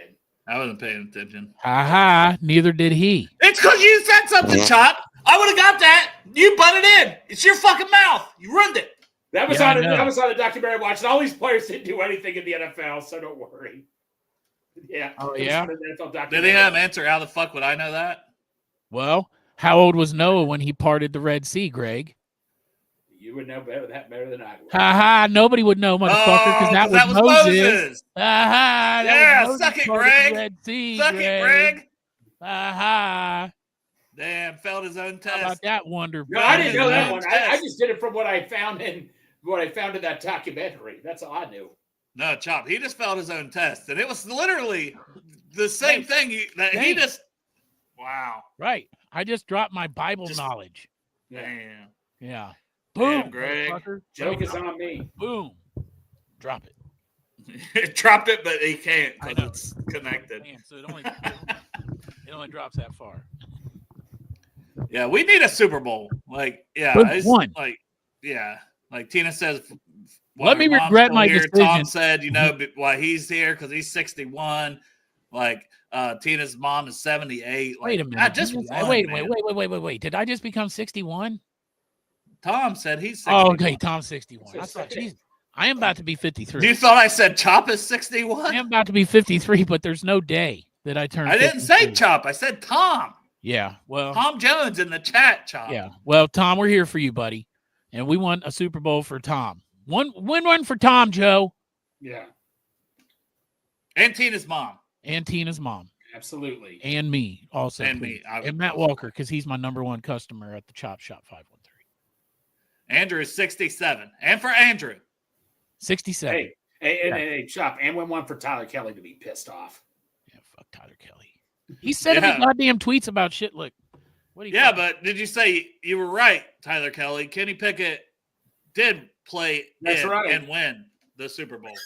he sends me shit I already know. Like he's got. Did you tell him that though? Like, congratulations on Kenny Pickett. playing I and should winning the have. Super Bowl. He sent me a thing telling me how many scouts we have at the Bengals. Duh, motherfucker. We Like, know I- this. Like you're on the show. Watch it every once in a while. We talk about that all the time, how they only got 4 scouts. And Jay Gruden says that's a good thing, Tyler Kelly. So fuck you. Yeah, I disagree with Jay on that. I think more scouts. But he also said he don't think that they should be having to do it. Guess what? If they had more scouts, maybe they wouldn't ask their coaches to go to all those workouts. You know They what should I'm ask saying? you I'm to be just a saying, scout. Jay. Listen, Jay. They should God. ask you to be a scout. They'd cut down on traveling because you could just drive everywhere. It's only 2 hours. That's right. They wouldn't 2 have to hours fly from you everywhere. anywhere, any college. Like, we need you to go see this guy in Southern California. You'd be like, cool. Marissa, I'll be back. About 4 hours. Drive down, have your chat, drive back. Yeah. A lot of travel time saved, man. So what's everyone doing for Valentine's Day? I got a good solid maybe on getting laid. Hell yeah. Good Yeah. too, Greg. Just chilling. Sex Dungeon, Big Booty Latinas. Oh, yeah. Hell yeah. Me, I'm doing nothing. I don't. Marissa's probably like, she'll get off work and she'll probably like Ooh, go on a date with her boyfriends. M's getting frisky. I'm hoping to get frisky, man. I ain't gonna lie, man. I got my Star Wars pajamas on, There you go. my sexy lingerie. I'm ready. Nipples are hard. Come on. Well, Chop, you think we should open up this to some people if they want to hop in for 20, 30 minutes to Okay. end this show? All It's right. Friday. Yeah. Now, actually, I have to head off and all that. So Oh, bullshit, Greg. You Where you just said going, you're just Greg? chilling. You already took your walk. Yeah. You don't I want to. got to pee. So you're Greg gonna does stay not out here like until the I Brew get back Crew. from pee. Greg hates the Brew Crew. Yeah. Y'all take care. Have a good day. How are you not going to stay on here while I pee? Yeah. You got Chop? He's going to pee. Well, Chop can talk to himself. It's all good. Go ahead. Just kidding. Go ahead. I'll stay. Body's touching his own meat. I'll There's be- the I'll thing. stay- look, I'll we stay- both Somebody did pop it. in. Don't leave Chops alone. So I hop in. won't leave Chops alone. We No, both you put up. We Just both put leave. up. You already said you want to leave, so leave, Greg. No, Yeah, it's okay. Tina I'll stay said here. bye. Renee says, fuck a Greg. I'm just going to say it's a typo, and he went, fuck you, Greg. And Matt says, get your shit together. Right. Dale's got to pee. No, But anyway, the link's out there. So if anybody wants to pop on here and give us your Kenwood Mall shit and story or talk Bengals, yeah. we would be open to that if anybody wants to pop on. I know Anybody wants to pop on? Absolutely, chap. Yeah, that was the only one really test score. Literally, I just watched a documentary from years ago, man, and said the players they were training, none of them did well in the NFL. I think the one that lasted longest was like 2 or 3 years, so it didn't go too well for them. What are you talking about, Greg? Say that again. This was an old NFL. I can't even find it, man. It's a documentary I watched probably back in like 2011, and some of these players, I'm like, who the hell were these guys? And none of them. I think the one that lasted the longest was like 3 years, and that was it. What do you Like mean? Like what players? They tested good? I forget, like it was an agent who had some of his players test for the combine and they just didn't pan out, man. They were like 3rd round pick, just didn't pan out. But yeah, like it was just cool seeing how they get them ready for the draft and all that, you know. Naughty Two Slurp says just go smoke a doobie. It wouldn't be a bad idea. We- We got KP in the house. What's up, KP? Okay, how you doing, bud? What up, fellas? Can you hear me clear? Yeah, Very man. perfectly, How's bro. How you everything been? out there in Kansas City? Man, it's about to snow again tonight. Dude, How many help- inches you guys supposed to get? just please tell me the mood out there. Tonight on about Monday. 3 inches, but Tuesday 10 inches. Damn. Jesus Christ, man. We're supposed to get 3. We're supposed to get like 3 to 6 inches of rain tomorrow here in Cincinnati. But yeah, My that's- wife might get 3 to 6 inches tonight. I got a Yo, maybe. man. There you go. So KP, what's on your mind, bud? KP? Uh-oh. Hey, shout out to Pork Chop. Cut that. Shout out to Pork Chop. KP, you're kind of Oh, going. man, you're cutting out now. The you're good cutting out, part buddy. came up and he's cutting out. Cut that Luther Vandross.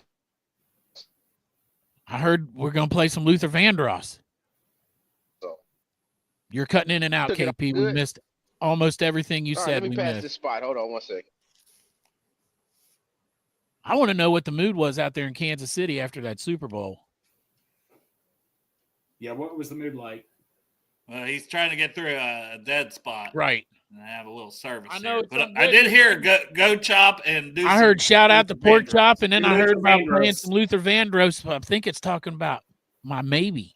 I was gonna say that was my nickname, either Lex Luthor or Luther Vandross. So there you go. KP, you there? What we sounding like now, fellas? You now sound you're good. good. Can y'all hear me? Yeah, Yep. Yes, sir. Let me refresh. I sound good? I sound good? Oh, yeah. you're good. Do I sound good, fellas? Oh, okay. Okay. Mhm. All right, my bad. What I was saying is, yeah, it was like the Undertaker came through, man, last weekend, bro. They was sad, bro. They was sick. They was sick. They was sick. Hey, I'm laughing like hell. Hey, my wife looking at me while the Super Bowl on because she a Chiefs fan. She was sick. They You ain't screaming got at the laid TV. since the Super Bowl, have you? No, I have, but hey, What? be mad all you want. Be Oh, mad she's all a you she's a want. bandwagon fan. Oh no, man. You got to take the good with the bad, man. That's right, They've yep. been celebrating for years around here, man. Hell He, yeah. he fucked the happiness back into her. Right. Hey, I told them, man, like Patrick don't read defenses like that, man. I've been telling them that. Exactly. And they didn't believe me. He doesn't read defenses like that. So that's the way he plays. He plays the same way he always plays. That doesn't work when you get to the highest level. They're winning because if you pay attention to the matchups that they've had in the Super Bowl, he's always been a superior quarterback, except for Jalen Hurts. Yeah, he got the what? The 49ers He got- twice. Well, He Tom got Brady. Garoppolo. He got Yeah. Garoppolo and Purdy, bro. Tom Brady beat him. Yep. Yeah, but he got Garoppolo and Purdy. Who the Yeah. fuck is that? Nobody's Right, gonna even you're right. remember them. That's like back when Peyton Manning beat Rex Grossman. I didn't even count that shit as a Super Bowl. Right, he beat Rex Grossman, bro. Right. He beat Rex Grossman and Devin Hester. I was about to say he basically beat Devin Hester because he was like their whole damn Right. team. That Yeah. defense and Devin Hester. Right. Like it is what it is. Like at the end of the day, though, we get the same weather that y'all get, pretty much the same. Right. So, I mean, Kansas City is set up that way, but I think this is what the Bengals need to do. Like we talk about all the time, they're probably going to have to go D-line, O-line, safety. That's what I think. I think they could keep Stone. Like, I don't know if that's the right move, but it just seems like he might not get cut. At least they might wait to see what they get in the draft before they would cut him. Maybe that may be what they do, but that may be what they do. If they could trade Pratt for a pick, if they can get like at least a 6th or a 7th out of him, I would do it. Yeah, Cooper DeJean was a 6th-round pick. No, he wasn't. DeJean was a second round pick. pick. Oh, he was a 2nd-round pick. He should have been a second-round first, pick. though. He should have been a Son of a first. bitch. I got that Yeah. wrong. And Cooper DeJean came from Iowa just like Geno Stone, but Cooper DeJean is a much better player. Apparently Yeah, so. I like Castro from Iowa. That's a slot corner safety, kind of like DeJean. Yeah, Castro's nice. Couple players that I've seen nobody's talking about. Jesus, Caldwell from Oregon. Oh, The yeah. other A guy lot of next people are to starting to talk about Jamari Caldwell. Yeah, Caldwell is maybe a DJ Reader replacement. I would love to have Caldwell with Nolan. I would love that. Mm-hmm. I would love that. That would match up perfect on the front line because I just don't see Jenkins or Jackson as starters. I see them as rotational guys. I don't see them as starters. Same. Yeah, I don't see them as starters. So the crazy thing about the defense is that we don't have anybody to give a contract to right now because they haven't proven themselves enough to get their second contract. Yeah, which is why there's no excuse like not to pay Trey, That's not a to fact. pay Chase, not to pay Higgins. You don't have you're not paying anybody. Yeah, and I live in Kansas City, so I'm asking you guys this.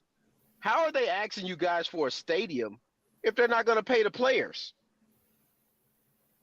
Yeah, and they want upgrades, Well, right? that's They want different though, upgraded. because our stadium is owned by the county, Yeah. so Well, it's not our owned by the stadium- team. Our stadium, Kansas City's Jackson County does the stadium here, right? So Kansas City Stadium and the Royal Stadium and the Chiefs Stadium is right behind each other. So Yeah. when Lamar Hunt built them years ago, he built them right behind each other because he owns so much property here in Kansas City. Well, now they're talking about moving the Royals downtown, and the Chiefs is possibly going to move because they won't give them any money. But I told the Chiefs fans years ago, they're going to come back and ask y'all for some money once they won their first Super Bowl. So they're going to have to pay. I mean, but if the Bengals were doing exactly what like the Chiefs are doing, paying players and stuff like that, no excuses, then it makes sense for you to come and ask me for a stadium. Yeah, I'll pay for that. But you can't ask me for a stadium and then you let two of the best players leave, let's say T. Higgins or Trey Higgins leaves, Right. and you ask me for a stadium? Man, get out of my face. Yeah, I'm going to raise your taxes, but hey, we're also not going to do our part to try to build a Super Bowl winner. Yeah, that's not going to happen, man. That makes Well, that's no what I'm sense. saying. Like, this is the biggest offseason that I can remember in Bengals history, just because of the fact, like I said before, where we got this quarterback with this wide receiver. Yes. What are we going to do? What Yes, are we bro. going to do?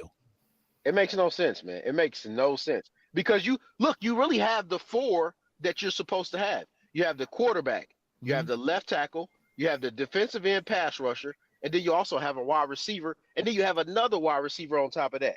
I guess the And only you're one would telling be me- like to round it out would be corner. Like if you had the number one corner, but they might have it. We haven't seen it. Yeah, we just don't know, but that's the thing though. They're not even paying the corners anything. They're not paying anybody on defense except Trey Hendrickson. And everybody else on defense that they're paying, they can cut Well, next month. they said we got like one of the highest paid defenses in the NFL. It's like between 3 Well, and we 5. had one of the highest paid D lines. We but guess had what? one. That's Rankins that needs cut. That's Hubbard Yeah. that needs cut. Yeah. And then who you paying? BJ Yeah, you're Hill's not a paying free anybody. agent. Well, Yeah, they need to BJ pay Hill's a free BJ agent. Hill. Where are you at Nah, on bringing BJ Hill back, KP? He's probably a platoon player for real, and they turned him into a starter because they didn't pay. Yeah. If he was a platoon player, he probably has more sacks than he does now. But Yeah. they're running the guy into the ground because they're playing him every down. Well, they're I playing think him at some of nose that was tackle. due to injury with Sheldon Rankins this year. I don't think the plan was to have him in there as much, but Rankins went down. Well, Yeah, I know I would take Levi on Wuzarike, and KP, I don't know about you, but he's like 3 years younger than BJ Hill, and they similar PFF grades. So Is that give me the Detroit or 3 year- Dallas? Is where Yeah, he's that's from? the Detroit guy. Oso Digizua is the Cowboys. He's expected to get a lot of money. Yeah, I mean you gotta pay somebody, man. You can't go blank slate cheap because you're not gonna pay Kappa. I mean, look, just think about this, guys. Think about what they're saying if they do this. If they have the audacity to keep Cordell Volson, and then you're gonna tell me you're gonna trade away T. Higgins because you don't want to pay him. So you don't pay the guys that perform, but you pay the guys that don't perform. Yeah, if they keep Hubbard, Rankins, or Kappa, those three especially, because they should be cut, period. Right. So you can't, with a logical brain, tell me that you really want to win by paying the guys that don't perform. Because, look, they could have paid T. Higgins after the AFC title loss just so they could have got in front of it. Well, they never do. At like 20 million, 22 million, got in front of it. They let Devontae Smith get a contract before Jamar Chase when they knew Jamar Chase was a better receiver than Devontae. Yeah, they do this over and over. They never get out in front of it. It's like you did this shit to yourself. You got to pay the guys who balled out because you did this to yourself. Yes, you do. You really do. You have to pay them. There's no reason for you not to pay them because you're not paying anybody else. So cut the guys, make the adjustments, and make the team what it needs to be. Evolve from now on. Evolve into the modern NFL, please. Well, like the void years are a big thing. Like teams build that in, make the contracts look pretty, and put the void years in. Right. Great comment. That's a great comment from Chris in the chat. They never we were begging for Dalton Risner last year for $1 million. Yeah. You telling me you're gonna pay Cordell Volson to be a backup at $3 million, and that was Dalton Risner $1 million last year, bro? And KP, that was the second year in a row we've been begging for Dalton Risner. That was 2 off seasons we begged for his ass. That's utterly ridiculous, man. That's ridiculous. I can't. No. And that's a problem because it's not just that one position. It's a lot of positions. You should be constantly bringing in competition. You should not be handing a job to a guy who's average on his best day in Cordell Volson. Right. Yeah. Right. Like if Miles Murphy doesn't perform this year, I mean, he's done less than Cordell Volson, especially based on expectations, right? So like either you perform or it's time to go. Either you can do the job or you can't. I don't have time for this fantasy of what you might be anymore. And they need to stop drafting guys because everybody's 6'5" and 270. Yes. The hell with that, bro. Can you play? Does he produce any numbers? I mean, how do we get them to change their mind? Yeah, I just don't have time for that kind of hypothesis and thought. I don't have time for that. It makes no sense. That's what I'm saying. Like that their thinking needs to evolve into the modern NFL, man. Quit taking this perfect mold that you got from 1968 and applying it to 2025. It ain't going to work. It's not the same. It's a different league. The money's different. The guaranteed money is so much different. The game is totally different. Yeah, but they're making money in the league, and they're trying to act as if they're acting as if they're the mom and pop store in the local area, like an Ace Hardware, when they're the damn Target or something, bro. You're Target, bro. Stop playing, bro. Hey, I love Ace Hardware. I love the local mom and pop. I like it too, but you know what I'm saying? Like the big blockchain is everybody where everybody go to. No, that's like all right. So we got Lowe's. We got Lowe's. Like everybody know about Lowe's, right? Lowe's, big ass, big, like national chain. But then, like where I live, we got this new place by this grocery store, local grocery store, and it's called Westside Hardware. Yes, right. I love that place already. Yeah, but you know what I'm saying? Like you're Lowe's. You're not Westside Hardware, so stop acting like it. That's not the thing. You make billions of dollars. Yep. You can't act like you're Westside Hardware when you're Lowe's. It's true. Because look, bro, if they would have won that Super Bowl, bro, they would have tore everything down and not gave any. I mean, they would have asked for a stadium, and people would have been willing to give their money for it.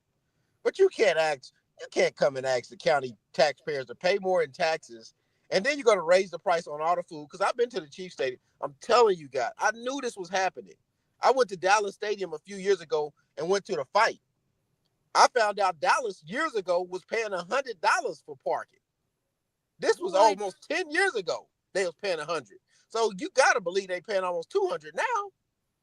For parking? Parking, Well, they pay look at the $100, parking. brother. Look how the parkings went up in Cincinnati. You used to be able to park for $10 to $20. Now everywhere you look, it's 50 to 70 to 80. I'm I telling know. you. Longworth Hall And- charging And 60 when they bucks build is it, crazy. and look, when they build a new stadium, it's gonna be $100. I'm telling you, because Dallas paid $100 over 10 years ago, guys. I went to Dallas Stadium. They paid over $100 to park. And how you going to charge that when you won't invest in your team? Like every like 90% of this fan base, because there's 10% that's just like, oh yeah, well, whatever, they can do no wrong. But 90% of this fan base sees through the bullshit. Everyone sees through the bullshit now. M says you're talking for the community. We ain't paying taxes for a loser. Exactly. I've been paying taxes for the Bengals for a long time. And so I have been. I'm 2 hours away, so I don't have to pay those you don't taxes. pay. You ain't paid shit. I ain't paid shit, but I'm still mad for the people that are. Right. It's so funny. Like even in our group chat, everybody getting pissed off and nobody lives in Hamilton County but me and Greg. We're the only two motherfuckers paying for that shit. And Greg don't get pissed. Look at him. He's down there smiling. Like Greg don't get pissed because he's fucking millionaire.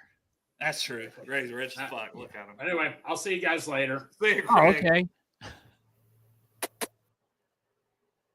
And Greg's out. KP, anything else? You're bringing the fire, brother. You got any other thing you want to bring the fire about? Because we're here for it. Well, we might have lost KP. Might have. He might have drove into that dead zone again. I wanted to know how he ended up in Kansas Put the City link and a back Bengals out. fan. Huh? I put the link back out in the chat. Oh. Anybody wants to hop in? Hop in. Yeah, Hop in. I wanted to know from KP how he became a Bengals fan in Kansas City. How did that transpire? I always find that interesting. Like, I don't think the Bengals... he sent a private chat. He said, I'll jump on when you all come back. I'm at the barbershop. So KP's at the barbershop. Oh. Well, he's getting all slicked up for that date tonight. Yeah, so if we're still here, oh yeah. See, he's like his woman's a Chiefs fan. They lost the Super Bowl. He's still getting pussy. I know. Man, and my wife doesn't like football, but I got a maybe. Yeah. I just get, my wife's like, why do you even still want to have sex? Like, what do you mean? Why do I still want to? Like, why wouldn't I still want to? Same reason I wanted to have 5 kids. Shit feels good. M's popping in. M's been right. on one here in the chat. Can you hear us, M? Uh-oh. Oh, no. M's got the black screen. It's not looking good. He was there for a second. Might have to pop out and back in. I don't know. Yeah. I'm not good with testicle difficulties. Yeah, try pop out, back in. Make sure you got your audio on. If you're on a phone, you got to make sure that you got your audio on. I usually ask that, right? Do you want to have your audio and video on? Which, you can set whichever. Also, if you do use your phone, when somebody texts you or whatever, it'll go blank. It's true. He might be coming back. Let's try him now. His mic's on. You there, Em? Might just be getting everything set up. I'll put him back there again for now. Yeah, all right. All right. What else you want to talk about, Chop? Well, Is there anything chapping Chop's ass lately? The Chapping Chop's ass segment brought to you by Midwest Best Barbecue. I don't know if there's anything chapping my ass. I did go to Mexican Applebee's last night. How was Mexican Applebee's? What is the Mexican Applebee's, by the way? Mexican Applebee's is Chewy's. We were just driving by it one day, and I did not know Chewy's existed. And I looked over, and I'm like, what the fuck is that? Mexican Applebee's? And so I call it Mexican Applebee's. Me and Sarah used to go. So does it look like an Applebee's or something? What made you? I don't know. It's kind of like got the Applebee's kind of feeling, but like in a Mexican fashion. And I did get a I got a margarita with jalapeno in it. All right, Jim. Y'all hear me? Yeah, we can hear you now. Oh, well, now we don't. We heard him. Well, we heard you. Then you hit the button that said leave. Yeah. Don't hit the button that says leave. It was a good 2 seconds. But I had a margarita last night with jalapeno tequila in it. Let's try him again. You there, Em? Can y'all hear me? You hear you. We hear you. Before I do start, Dale, love the show, love the content. Chop, Y'all do a great job of talking about Bengals content and everything. Appreciate both of y'all. Who Dey Nation. Well, we appreciate you. Thank you, sir. Well, it's not even fun without the chat. You all make it fun. That's right. For being a member of the Brew Crew, we appreciate that. So what are you thinking, Em? What's the moves for this offseason for the Bengals? Where do you start at? I think the most important thing is the trenches on both ends. But most importantly, I do think the O-line and protecting Joe is the most important thing. I don't see us winning anything without Joe. He's taken more hits than any other player in the league these past few years. His trajectory, and I hate to say it, it's like an Andrew Luck type trajectory. You know what I'm saying? He's been taking way too many hits. He's better Andrew Luck because Andrew never made it to the Super Bowl. I don't like that analogy, but I understand it. I understand what he's saying. My point is, I don't think he's going to tap out. The thing is, I watch games all the time, and I just see all these other quarterbacks have 5 seconds in the pocket, do what they want to do in the pocket, and he ends up getting hit. We got a Triple Crown winner on the O-line. Yeah. In the worst negative. In the worst way. In the bad way. The triple frown. I think we coined triple frown. Did you say triple frown? Yeah, triple frown. Triple frown winner. So I think, in my opinion, we got to come out of the first round with at least some type of stud on the, whether it's the O-line or the D-line. In my opinion, I think Walter Nolan is going to be the first pick. I don't know if I know you guys kept note of it, but last year Mims was the projected pick for us, and ended up being Mims. I have a strong feeling it's going to end up being Walter Nolan. That could change. We'll see as we get closer, because I mean, I'll just say, I don't know, maybe I shouldn't say this, but somebody went to lunch with Dave Lapham, and Dave Lapham basically said Mims was going to be our pick, and that was about 3 weeks before the draft. Right. So even I was told that, worst kept secret. So it was not a secret. It wasn't a secret. And I probably shouldn't have said Dave Lapham said that. And what's your take though? My bad. If it is Walter Nolan, what's your take on that, Em? To be honest with you, I haven't watched Walter Nolan's tape, but I do think playing in this division, you do need somebody stout up the middle. Yeah. You need somebody who can stop the run. We're playing in a division with Derrick Henry. I know Nick Chubb is injured, but you got to imagine the Browns are going to have somebody who's talented as a running back, especially with their coach. They got a pretty good coach. Yeah, he is a good coach. Well, let me ask you this, though, and let me ask Dale this while you're on here, Em, is that, like, if we're going for run stopper, if that's what we need, because like he said, Nick Chubb, Derrick Henry, are we looking at Kenneth Grant over Walter Nolan if it's for run stop? Dale? I mean, yeah, Kenneth Grant's a better run stopper, but honestly, Nolan is very good. And the difference is Walter Nolan has shown more as a pass rusher. So I think you can get both with one player in Walter Nolan. So Walter Nolan's a good run defender too. Oh, he's one of the best. Okay. Kenneth Grant's just a little better. Who has more upside when it comes to pass rush? It's easily Walter Nolan. Like, he's shown it. But you do think Kenneth Grant has pass rush ability? He has some, yeah, but like Chris Jenkins, some or more? Oh, I think more than Chris Jenkins, but I want a person that could just like handle double teams up the middle. You know what I'm saying? That's Kenneth Grant. Okay. That's not Walter Nolan. That's Kenneth Grant. He's talking about their double teams, right? Yeah. I mean, the dude weighs like 350 fucking pounds. He's giant. The Tavondre Sweat type, you know, if you wanted him last year, it's definitely more like a Kenneth Grant. But I think, I don't know, there's a guy like Cam Jackson from Florida that's 6'6", like 340 also. And you could probably get him in like the 5th round. So if I could get Walter Nolan in the first and a guy like that in the 5th. Isn't there a guy that plays for Florida that's like fucking looks like he's 500 pounds? Yeah, I think that's him. That dude is come on, man. That guy's 3'6", 350. I don't know what he's listed at. If He was it's at the guy I'm Senior Bowl. thinking He was about, at the man, Senior Bowl. There's So his no measurements. fucking way his big I'm fat telling ass. you, he was at the Senior Bowl. I'll look NFL. it up. I'll look at Senior Bowl measurements, Chop, just for you. Yeah, I know there's a guy that plays for Florida that's like he There might looks be like another he's one. 500 fucking pounds. He's fat as shit. He's a big boy. This motherfucker needs to go see doctor now. So you guys do agree we're going to end up with one of those Notre Dame secondary players?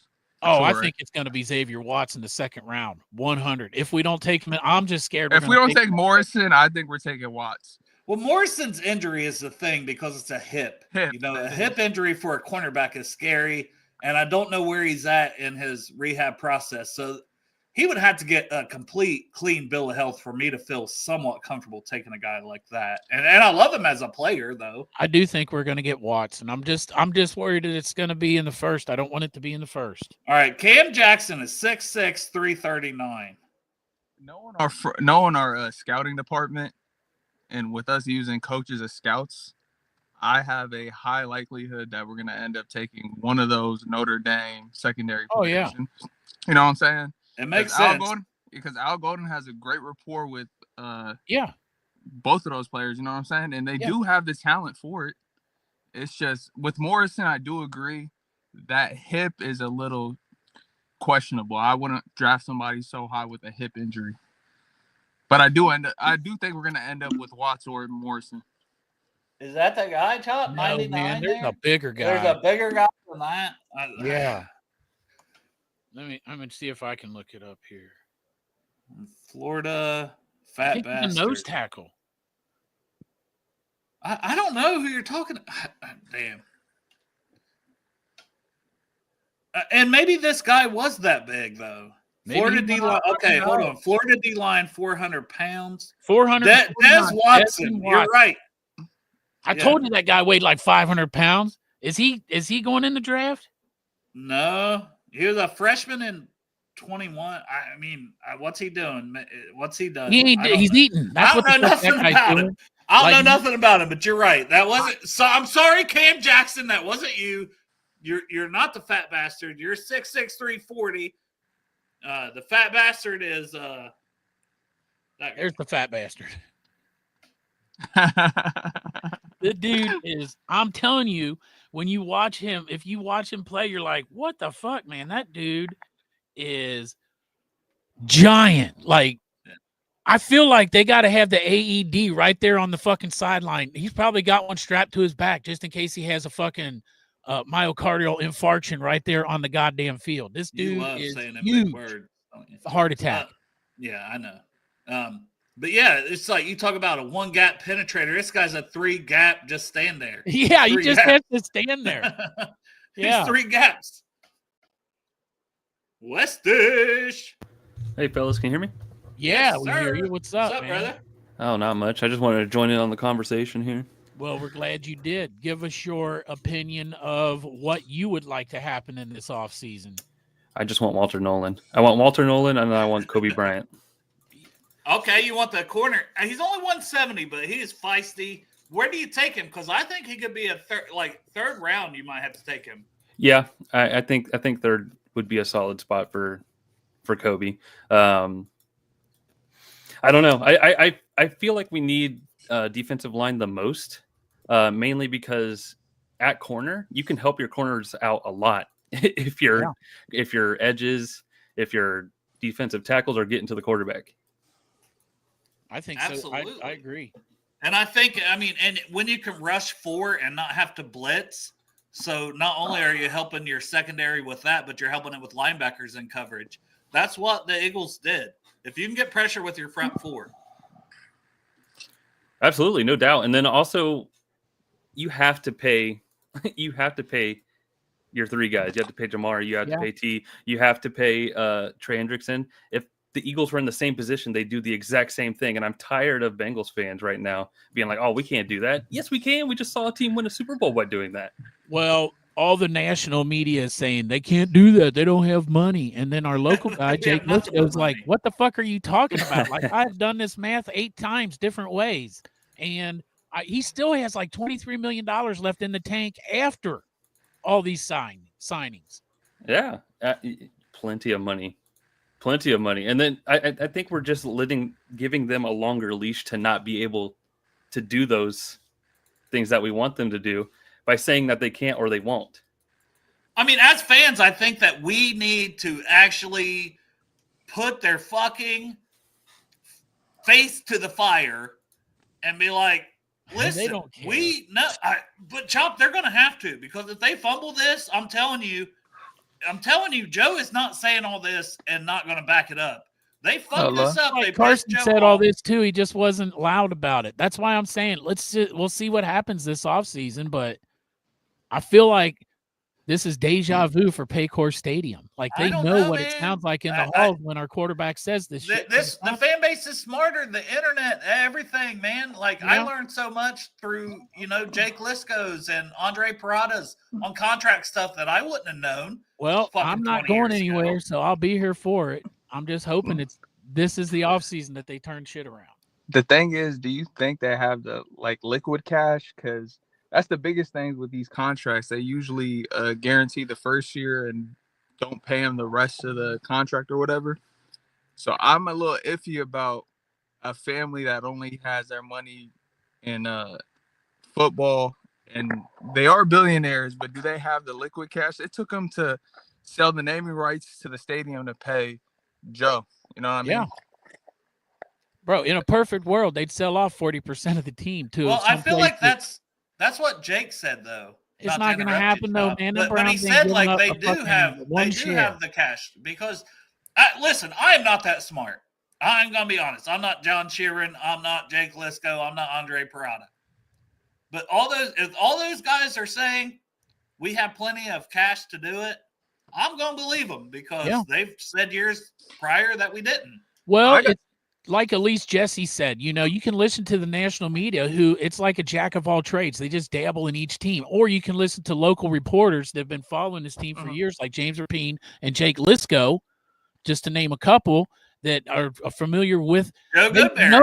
They've had personal communication with these people that they're talking about, with these people in the front office, for years. They know how the Bengals think. So you're going to get a lot better interpretation of what's going on from watching people like that are local, like me and Dale, and Greg, and Dale. That's the comedy portion.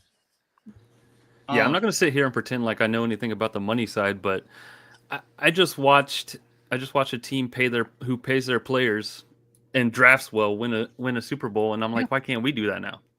Yeah, like literally, they made the blueprint. We can just follow that blueprint. Yeah, exactly. Their defense was awful 2 years ago. Like I know this because as an Ohio State fan, Matt Patricia was there 2 years ago and had to take over calling plays at the end of the year, and everybody's like, they sucked. That one of the worst defenses in the league. 2 years later, look what they just did in the Super Bowl. Yeah, right. They don't win that game without that defense.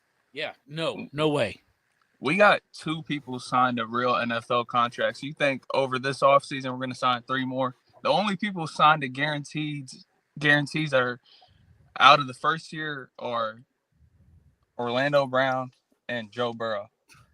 You think we're going to sign 3 players this offseason? I would love to see it, but I got to see it to believe it. I want them to sign T, Jamar, and Trey. But I know it's like you got to see it to believe it. I understand that, but if the money's there, the cap goes up every year. Like exactly. Mm-hmm. Well, I also think that and just like Jake Lisco had said, Joe does not need to restructure his contract this year. A few years from now, maybe so, when we're signing some of this talent we have now. But right now, he doesn't even need to. Well, what's funny is Joe is learning about the cap now. And he's learning about how the cap works. And he's doing all this because he's like, listen, Bengals, I'm trying to help you. I'm helping you help me as an NFL quarterback for your team. No excuses. Well, void years, this, that. It can be done. Guess what Joe took at Ohio State? Besides backup quarterback. Finance. He took finance. He has a degree in finance. He's a finance bro. Boom. We don't even need the fucking front office. Joe Burrow can just do that too. I mean, honestly, Yeah. He'd probably do it well. Just let Joe make the decisions. Like he He'd be in wants, there like he Oprah wants Winfrey T with and the Trey and Mike Gesicki. Guess what? They're getting contracts. How do y'all feel about Duke not doing any interviews until the offseason? Because as a Bengals fan, I hate seeing Zach go up there and be like, I'm going to speak for the front office, be like, hey, Jamar isn't coming to off-season practices because of this or that. Like, let Zach coach. I don't think Zach is the best coach, but let him coach. No other coach is asked to go up in front of everybody and be like, hey, this is what's going on in the back scenes, or Jamar isn't practicing until then. And the biggest reason we didn't start off good this year is because half our players weren't happy. They had contracts that were playing on that weren't, you know what I mean? Handle that shit in the offseason. Well, the T. Higgins thing was a big one too in that locker room, you know? And he showed up. He helped them out. He did. And he helped him out again by switching agents. Like, what else does the man have to do? And then I'm still not convinced he's going to be putting on the stripes this year, even after all this shit. That'd be embarrassing. Yes, it would. But it's an embarrassment that this front office, unfortunately, is used to. But, I mean, that's what I'm saying about putting their face to the fire. Like, there's no reason as fans, like, knowing what we know, and even Joe Burrow doing it. Like, if our franchise is doing it, why should we not, as fans, back our guy, our quarterback, our leader, our franchise guy, who comes back off an injury twice and plays elite football, just gets better and better and better and better every single fucking year, no matter what. No matter what they put out there with him. But that ain't a reason for them to be cheap. They got to fucking invest in him. The biggest thing is, if we're not going to sign T, we have to get some type of trade compensation for him. We have to find a way to sign and trade him. We can't let him get out the door. Yeah, we can't let this Jesse Bates thing happen again. It cannot happen. Exactly within 5 seconds of the where we can put the tag on him, we need to tag him. Exactly. Yeah. Which isn't that very soon? I think it's like within it's like next week. Yeah. So you got it. And listen, I don't want to even have to put the franchise tag on him. But T needs to understand this is part of the process of signing him. Mm-hmm. Well, it's either, hey, we want to sign you. The plan is to sign you, but I mean, you just have to, regardless of how bad it looks, that you franchise tag him a second time, because you have to be able to get some draft capital. There's no way you can't get a 3rd round pick this year, and we've said that right on here. Like, your best case scenario, if you let T walk, is a comp pick the following year in the 3rd. That's your best case scenario. And if you get that comp pick, that means you didn't spend the money you saved on T, and we have a bunch of money to spend on somebody else of equal value and talent. You know how many teams are willing to spend top dollar on T? There's at least, if he hits free agency, I don't think we're going to re-sign him. No, 100%. Yeah, there's like 30 M's on the table, and that's on the short end. He might get 35, 32, however much. That's exactly what I'm saying, man. You can't tell me you're going to say no to that money to play for $28 million in Cincinnati. I would love to do that. That's not going to happen. Look, Em, that's what I'm saying. Like, here is $6 million a year extra to play for any other team. Will you take that? What the fuck? $6 million fucking dollars a year you're talking about? Like, if you're going from 33 to 27 million, which is, I think, at the top end of what we're going to offer T is 27, 28, right? But he could go somewhere else, easily get, like you said, over 32 to 35. Yeah. So it'll be 30 plus. We can comfortably say it'd be T is 30 literally plus. paying the Bengals $5 or $6 million a year just to keep him here on this team. This guy is bent over and done everything he can to help us keep him. Chop, somebody else in the background, and I can't. My shit ain't working. Oh, here you go. Thank you. And I love the team, but you can't expect a guy to play on the tag, come every day at training camp, not bitch, be like, I want to play for the team. Yeah. Switch agencies, and then tell him to his face, I'm not going to re-sign you. After I drafted you in the 2nd round, you are a draft round steal. And then be like, yo, I'm not gonna sign you, or I'm gonna let you go test the market. If you're gonna test the market, we might as well trade him. And if you think that was a little bit of locker room cancer last year with the one tag, wait till you do 2 tags in a row.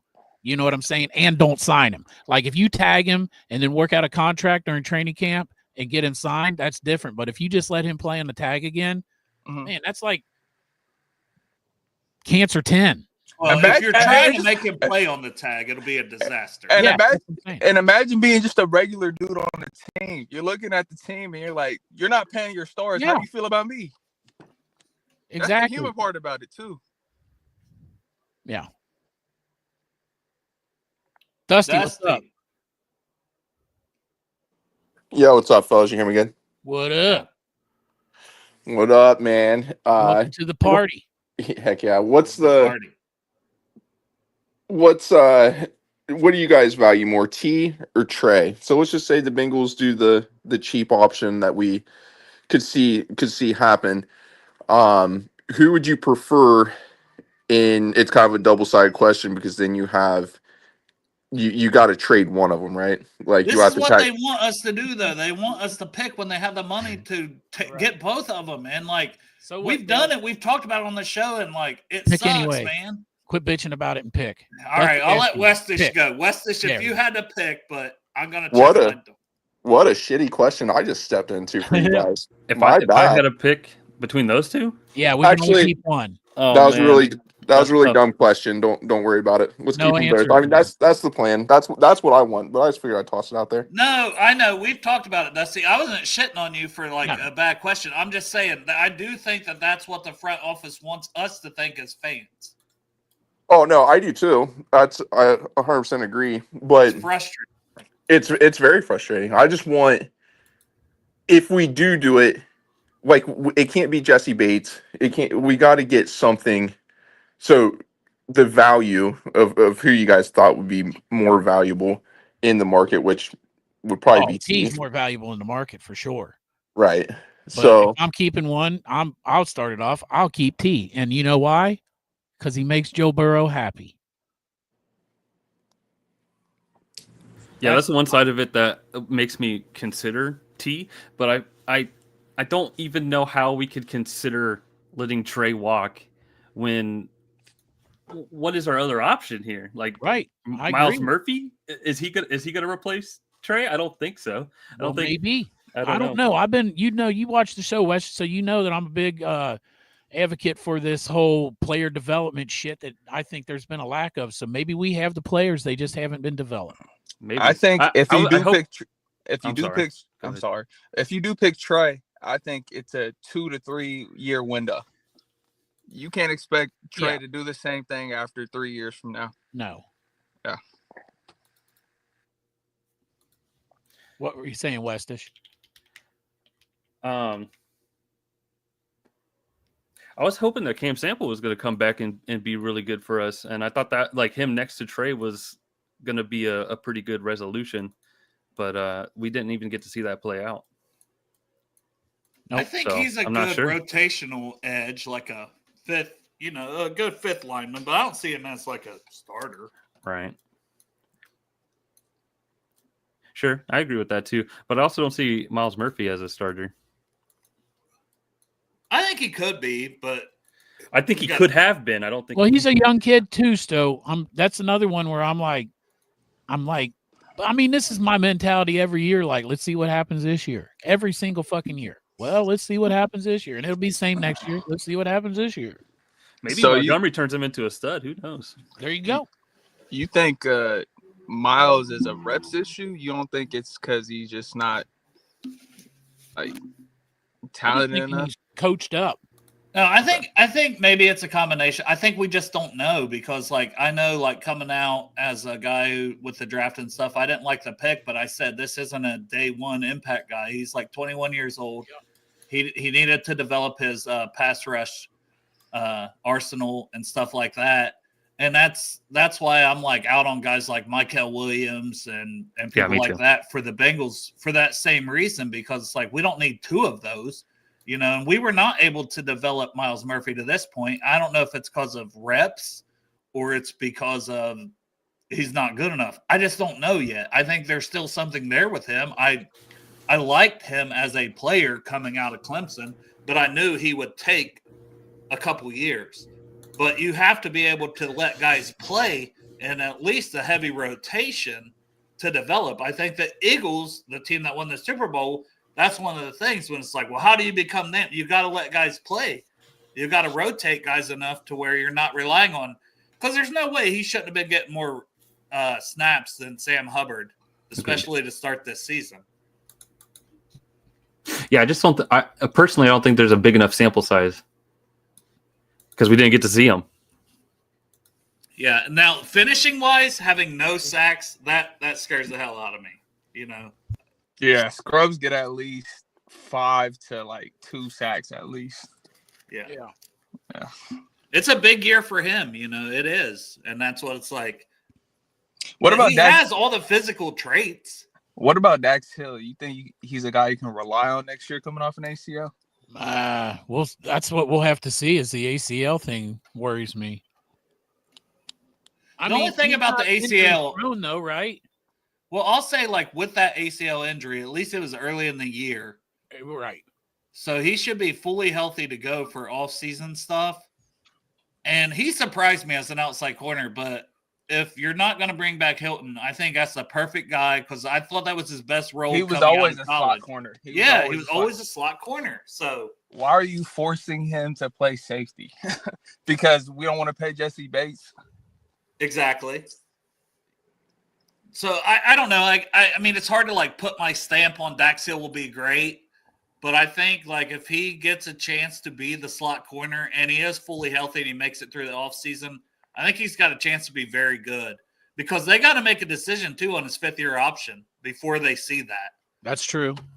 I would probably go ahead and do it because I think the money is decent and they're not paying anybody for the 5th year. So with that being said, how high would you rank or where do you think we got to get a corner in the first couple rounds? Where do you see it? Because I would say we need a corner in if we're depending on Dax to play slot or outside corner, we need to get a corner earlier in the draft. It's how much faith does people have in CTB and DJ Turner, which I like both of those players. And I think Al Golden and what he did at Notre Dame and with their secondary, I think they both look a lot better. I like Josh Newton too. I like Josh Newton and I like DJ Ivy. DJ Ivy looks good. It's a day 3. Maybe I get another guy in the 4th, 5th round. I'm not ruling it out. I'm not ruling it out in the 2nd, 3rd round, but it wouldn't be a high priority. If anything, I would rather see us sign a veteran. Like Greg mentioned, the Fuller guy got released by the Dolphins. I would sign him. Let's sign a veteran. If we're gonna do something, let's sign a veteran at corner instead of drafting one in the top 3 rounds. I probably would take that's my thought. A 5th round, maybe on a guy that was super athletic. That maybe you could coach. You could do some coaching because he's got all the tools. We'll ask Dusty. Dusty, where's your thoughts on corner for the draft, free agency, wherever? How high would you be looking at that spot? I mean, what scares me is the Dax injury and what did DJ Turner? He had his clavicle or whatever, his collarbone. True. Yeah. Yeah. So that's just 2 injuries right there. And just not knowing, I feel like it's a big unknown, but I think there's bigger holes, but it definitely concerns me a little bit. Personally, I'd rather try to find that, I don't know, that Eli Apple kind of get that steal, bring him in. That doesn't happen all the time, but I would like a veteran to come in and just open up the draft for us because Lord knows we struggle enough there. Well, last couple of years, I've been Stephon Gilmore. Why not sign him as a veteran guy that I know he's older, but can give you a year or 2? What about the safety? But my bad. I was just going to say, just give me a veteran. It doesn't have to be some real pricey guy, just somebody that can be your cornerback 3, cornerback 4, step into a cornerback 3 type of role. You guys think Mike Hilton will be back, or do you think he's a priority? Because if Mike Hilton's not he's back, priority.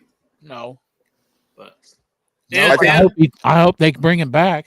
M had something there. I think he was going to safety, so I'll let him go next and kick it to Westish with the question. So the safety position has been a liability these last 2 years. You think Battle's the long-term safety to shore that up, or do you think we have to attack that in the draft?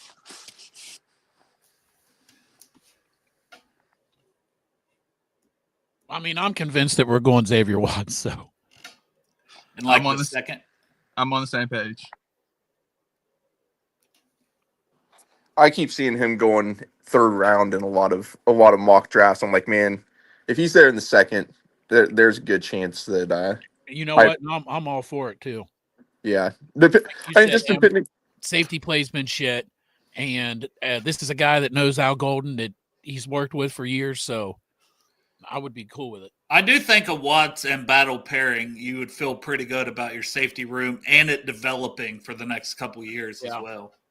But the sad thing is, we had Jesse Bates, a guy that we drafted in the second round, developed, and that's the whole thing. The Bengals need to turn a new leaf and start retaining these guys. That's what they used to always do: draft, develop, retain, and people would get mad that we didn't go out and get these star high end free agents. But now it's just kind of flip flopping a little bit, and that's frustrating.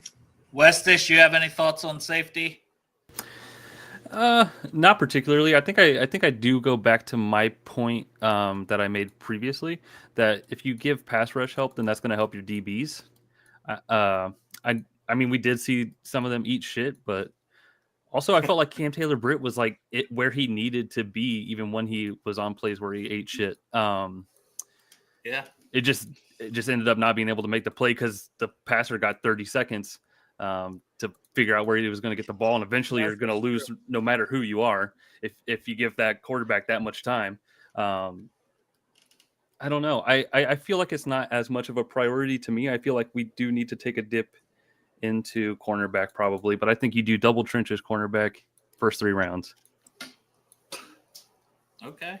Yeah, day 3 for like DBs, right? I mean, he said day 2 would be like second or third, like maybe third round you take a corner. But yeah, I wouldn't cry about taking Kobe Bryant at third. I think you do Donovan Jackson then Kobe Bryant day 2. I'd be thrilled about that. You want Donovan Jackson at pick 17? No. On day 2. Oh. So Donovan Jackson at what we got 49? Yeah, 49, and then Kobe Bryant in our third. I think that's 83, right? Or am I wrong? I don't know the third one. I got the first 2 locked down, 17 and 49. There's some other corners too, like Chop being an LSU homer. Maybe Zy Alexander's there. Sure. Jacob Parrish, I thought would have went back another year. Kansas State. We're talking like third round guys. Quincy Riley, Mello Dotson's the other Kansas guy. Jabbar Muhammad from Oregon this past year. He's kind of bounced around a few different schools, Washington, and I can't remember where it was before that. Jason Marshall, no one talks about, from Florida. So there could be some guys in the third / maybe even fourth round at corner you bring in. But me personally, I want a veteran at corner. Yeah, I want to know I kind of want to know what happened with Xavier Howard and like what was he asking for that led to a deal not being made there. Maybe he just wanted like a permanent spot for the rest of his career, and they just didn't want that. It's so weird because then he played nowhere. Exactly. Right? Yeah. Yeah, I would love to know that. Guy's a fucking idiot, to be honest. That's my breakdown. Put rack that one up. Clip it. The guy's a fucking idiot. Well, because why wouldn't you just be on a team and, even if it was a practice squad deal, they were going to call you up. You were going to play, and he could have rebuilt his value going into this offseason. Yeah. Didn't he have a lot of legal shit too?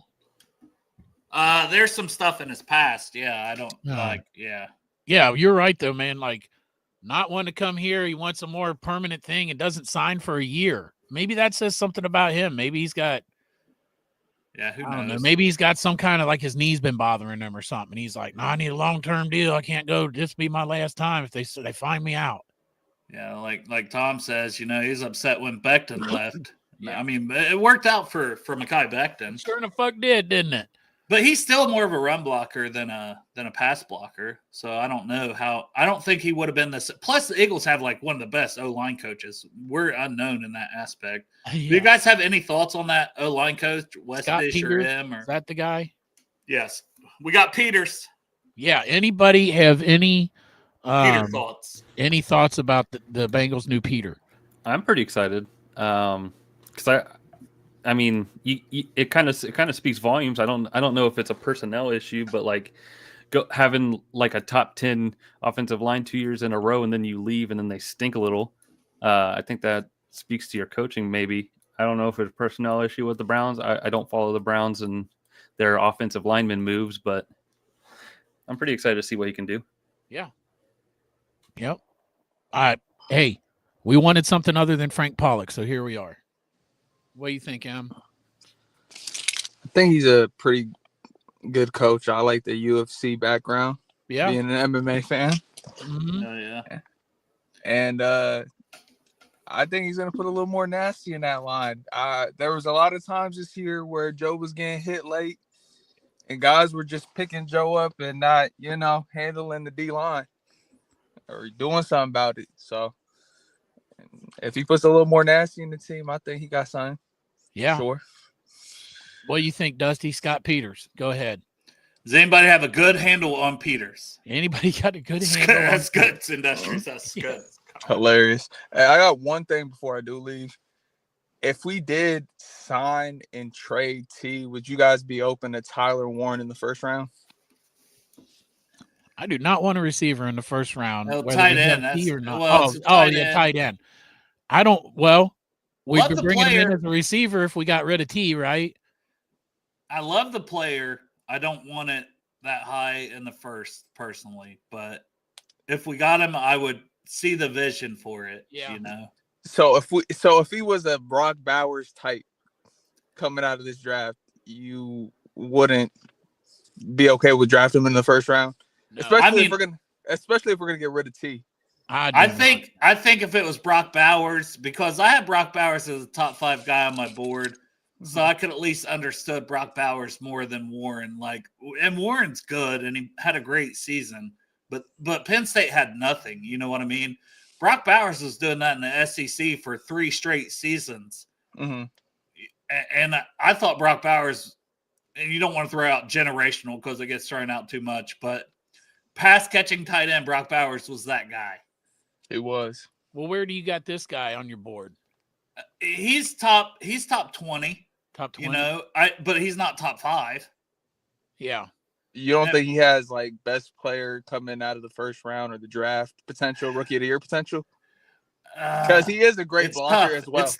It's tough. Would he do that here? I probably not. And that's saying we're losing T. And it's like, for me, I'd rather keep Jamar and T and Gesicki to just do that. Yeah, and hopefully Eric All doesn't get hurt this year. I mean, is a guy going to get hurt? It's a good question. It's a good question, Em. If Eric All comes back, doesn't get injured, and plays like he was playing, we don't need that guy. That's two ACLs on the same knee. And a back surgery. Third time's the charm. True. Fourth time. Fourth time. Come on. Like now. I said, every time. Let's just see what happens this season. I do love Tyler Warren, so I wouldn't be mad if he's our pick, but it's just he could open so much up with, especially if we get the that. trenches. We need the trenches. If we get the O line corrected, and he's blocking and catching passes and even doing, because he even takes on he'll take snaps and stuff and do QB sneaks and stuff as a tight end, throw the ball. He can do a lot. He's versatile. He's all And purpose. you know what? The Bengals did that too, because they would have Hudson come in and do the quarterback sneaks this year. Yeah. So he would if he's available. No, you know what's gonna hurt? If he is available, we don't draft him and he ends up being in top 2 rookie of the year discussions. I think Walter Nolan's gonna be a dog, so I'd be glad to take Walter Nolan, but yeah, see, it would be for me are the Bengals actually going to draft because there's the thing, if we're going to draft Mykel Williams or we're going to draft even Shamar Stewart, who I know he's an athletic freak, but production scares the hell out of me and finishing scares the hell out of me. But if we're going to draft Landon Jackson, we'll say, or Jack Sawyer, yeah, give me Tyler Warren over any of those guys. But, if it's Walter Nolan or James Pierce or Mike Green, even Derek Harmon, I think, from Oregon, I would take one of those guys. Tyler Booker, the Mason guard Graham, from too. Alabama. You got to remember that trade up. We might do. Mason Graham. He's a Bengal. You're right, Chop. It's crazy because I'm like, I want long-term fixes that are holes and stuff, but once you think about it, so many holes. I'm like, I want a tight end that lasts longer than 1 year. Even though I think we're probably going to sign Mike Gesicki, but we need to. Safety position, we've been dealing with that. Yeah. First round though, man, I want that D line. The only other position I'd be okay with is interior offensive line, but I still want that D line. I'm going tackle and edge, my 1 and 2. KP, I hear you about Arroyo. I like Arroyo. I moved him up to my tight end 3, but Arroyo had one good year because he was hurt all the time. Well, that don't sound like a guy the Bengals should probably take after Eric. And by the way, in the private chat, KP let me know Peter Warwick was his path to the Bengals because he was a Florida State guy. And so Peter Warwick. Shout out Peter Warwick. Bengals. But anyway, safety, go ahead, Em. Sorry to. With safety, if Malachi Stark or somebody else, what I was getting at is basically there's so many holes on this team.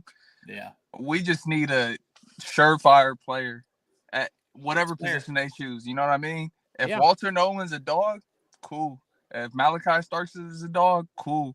If we're gonna choose corner and get Morrison or Will Johnson or somebody else, cool. We just need somebody that we need the Jamar Chase of this first round. You know what I'm saying? Rounds 1, 2, and 3. We don't need anybody that we think we can develop into a starter. We need a starter. Round 1, 2, and 3. Exactly. That's what the Eagles have done. That's when we were on Jeff's show, and I was looking at the last few years. The Eagles have really hit on their top 3 rounds. We don't got time to waste. We don't have time to waste. Yeah. No, we don't. This is the window.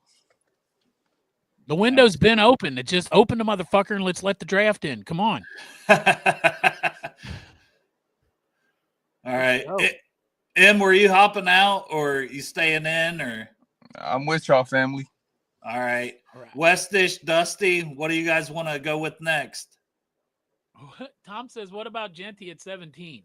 Oh, no, thanks. Let's go there. We'll go to we'll go to Westish and Dusty's thoughts on, because I've already said mine. I don't want no running back that high, but he's a very good player. Yes, he is. And he was a Heisman candidate.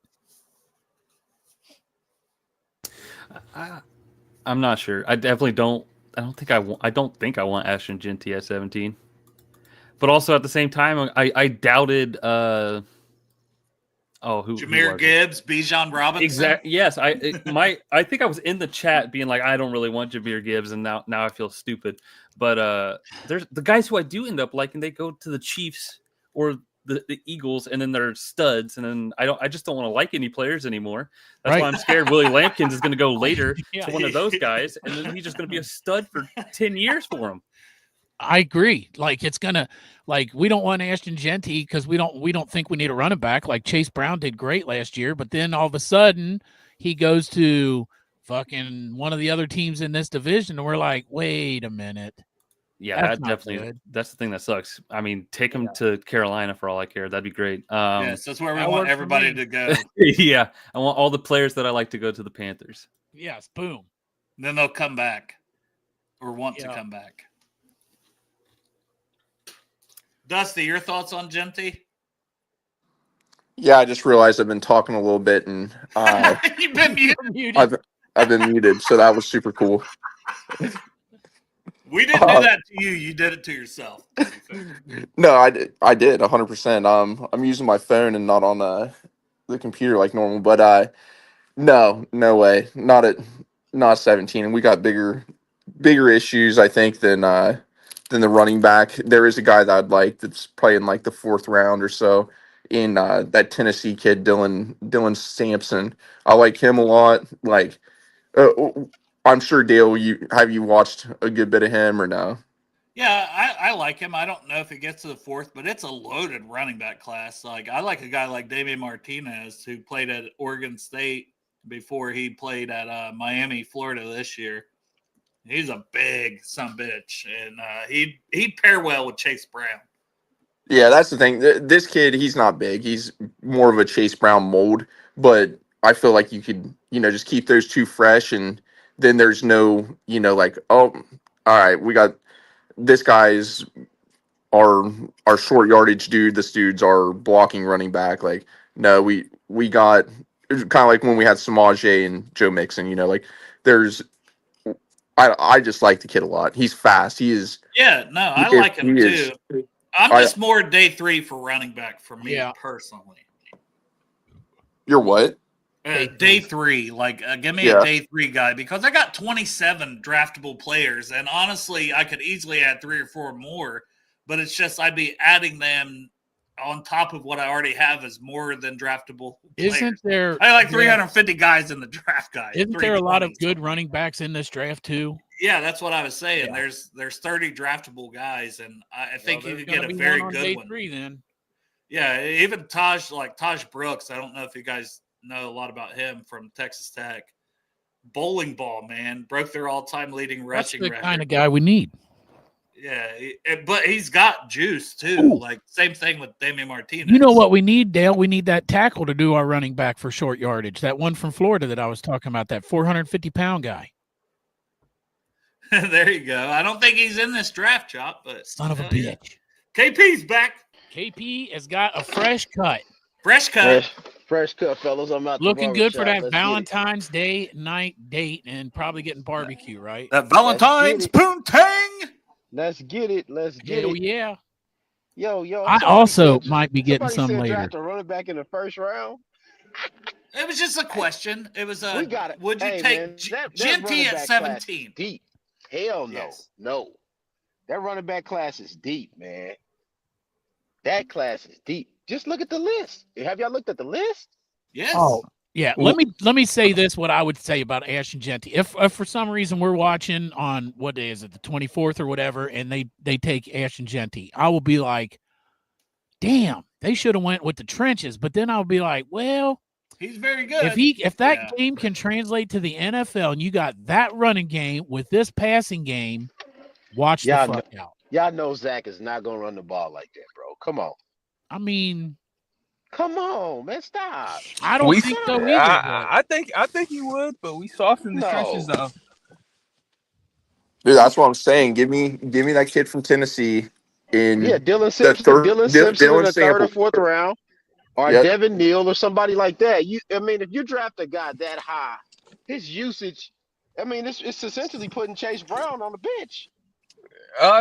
We can't have Chase Brown running like 40 times a game type shit. Just pair those two in and out. We need it for Chase Brown, guys. We look 20 times. I agree. Like if you get Ashton Genty, it is not a running back by committee. It's not. It's Ashton Genty. Yeah, you got to give him the majority at that point. At least 60 or 70% of the snaps is Ashton Genty. It's not running back by committee if you get Ashton Genty. I don't think he's on the radar at 17 for sure. And I definitely you could get another 5th round pick and pair that with 5th round pick Chase Brown and have 2 5th round pick studs at running back. That's where I'm at. Take a Canadian if you want. That way we'll have that Canadian backfield. Fuzzy Balls, $5 super chat. Appreciate it. What about signing Hunter Renfrow for wide receiver 4 to keep possessions alive? He's a slot guy. Could be had for a vet minimum. Very low risk, high upside. Fuzzy, I never thought about him. I didn't know if he even played last year. I thought he's kind of out of the league. Yeah, I haven't seen him in a while. I like what he did with the Raiders like 3 years ago. I'm really disappointed in Charlie Jones, guys. I thought he was going to be at least a decent player. I think Charlie Jones got passed up by Yosivas because of that injury. But like you remember, though, before he got injured, he did run one back for a touchdown. So I'm not in that opener back, didn't he? Right. Yeah, I'm not willing to give up on Chuck Sizzle yet. Yeah, but listen to me. Can we just not draft these guys that are 6-year guys that have gone through injuries? And even if they're not 6-year guys, injuries like Eric All. The talent's there. Yeah. But injuries, and then they come in the league, and guess what? Injuries. I'm still worried about Mims. I know we've seen good things out of Mims, but guess what? He was hurt a lot. That's the reason I didn't want Mims at 18. That was one of the knocks. And the reason that he didn't play a lot of games because he was hurt. Well, he had 2 or 3 injuries. Yeah, he did have a couple of injuries this year. What about I was shocked that Tanner didn't get to play. McLachlan? Yeah, he's gonna be 26 years old. Like he's turning 26. He don't have time to waste. Like no. When they went and got who did they get? Gandy off the practice squad? Yes, or something? I'm like, they did. What the hell? I know that like McLachlan, he must not be that great or what. I don't know. Maybe it's the coaching again. I don't know what's going on there. Yeah, I don't know what's going on there either, man. Because that guy was old when they drafted him. You don't have time to waste time. Either the guy can play or he can't. That guy's like less than half of my age. Naughty with the comment of we got to start drafting captains again. So get to scouting captains. Right, scout the captains. All the captains. You need to draft guys. Honestly, only to captains. be fair, college football, if you're one of the best players on the team, you probably should be a captain. Am I wrong in saying that? No, you're not wrong.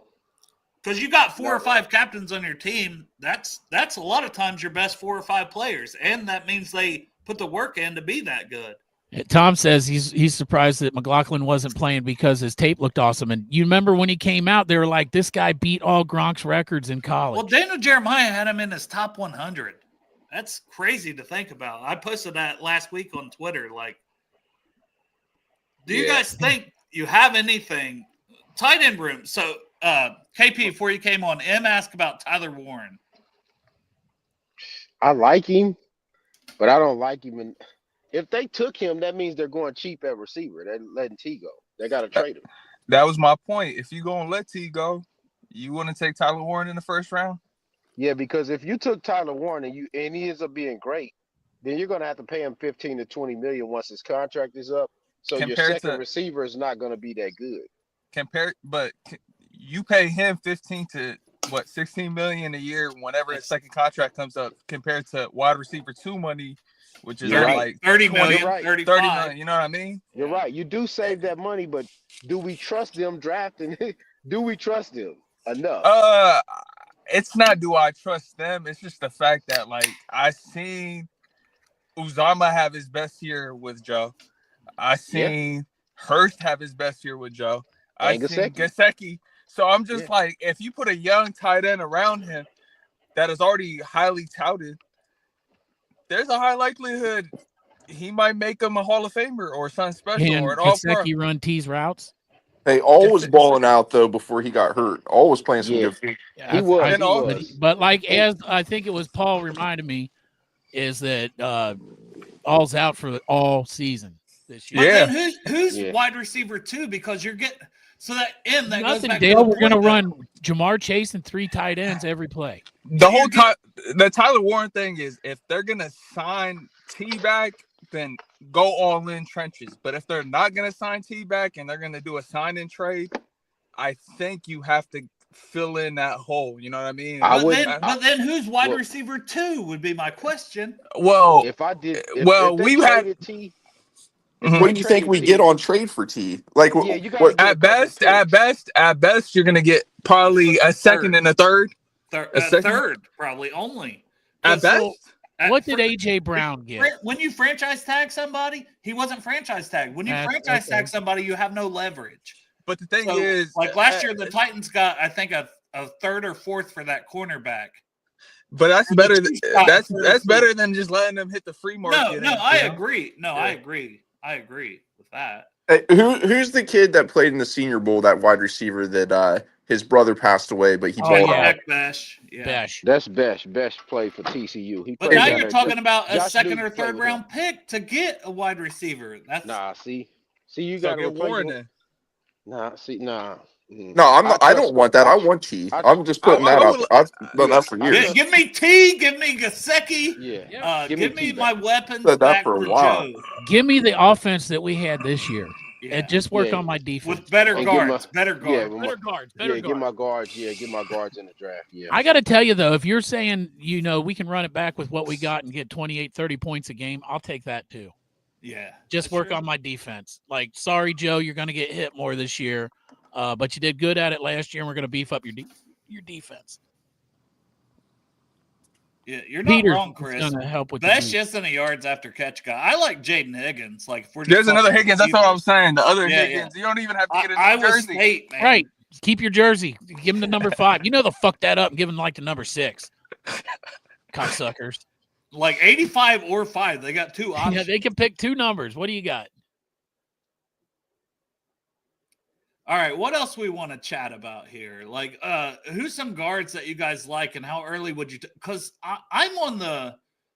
Why don't we pay some guards? Because we've got all this money, and I said even if it's a 1-year fix with a Dalton Risner and a Kevin Zeitler, Boom. that you take both of them, and you still draft a guy in the 3rd or 4th round at guard. It makes it to where you got your starters in place, plus you got a guy you can develop, and hopefully Scott Peters can develop these guys. That they're not complete trash. I expect Volson to be a backup. You still got Matt Lee on this roster. Cody Ford maybe comes back as well as a jack of all trades, both tackle spots, both I'm guards. down with Cody Ford coming back as a backup. I like him as a backup. So we'll start with Westish and kind of kick this one around. How high would you take a guard? What's your plan for guards? Because I think it's a very important position because we had 2 of the worst in the NFL last year. Hey, real quick before we go on to that question, I just want to point out Fuzzy Balls had sent another $5 super chat. Just let Shout us out know Fuzzy that Ball, Fuzzy he was Balls. saying that a tag player can reject trades. So if they did tag T and then they were going to trade him to Carolina, like he uses Bryce Young in this example, T can be like, I ain't playing for fucking Bryce Young. Fuck that. And he can kind of pick where he'll go trade it if he's on the tag. Well, wherever he gets traded, they're already going to have an extension worked out too. So boom. Yeah. So I'm sorry. Go back to your question, Dale. I forgot what my question was, but Your I asked interior offensive line. Yeah, Westish, what would be your plan for that with free agency and the draft?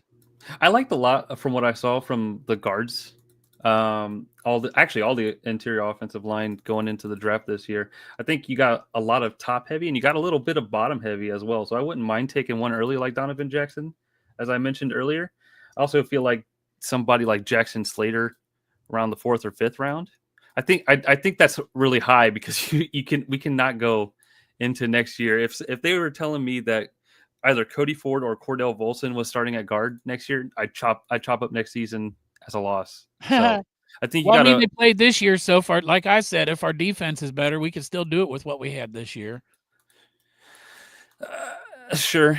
I mean, you're gonna get hit, Joe, and that's not what we want. But I'm just saying, like, yeah, the offense, despite our fucking porous ass offensive line, was not the problem this year.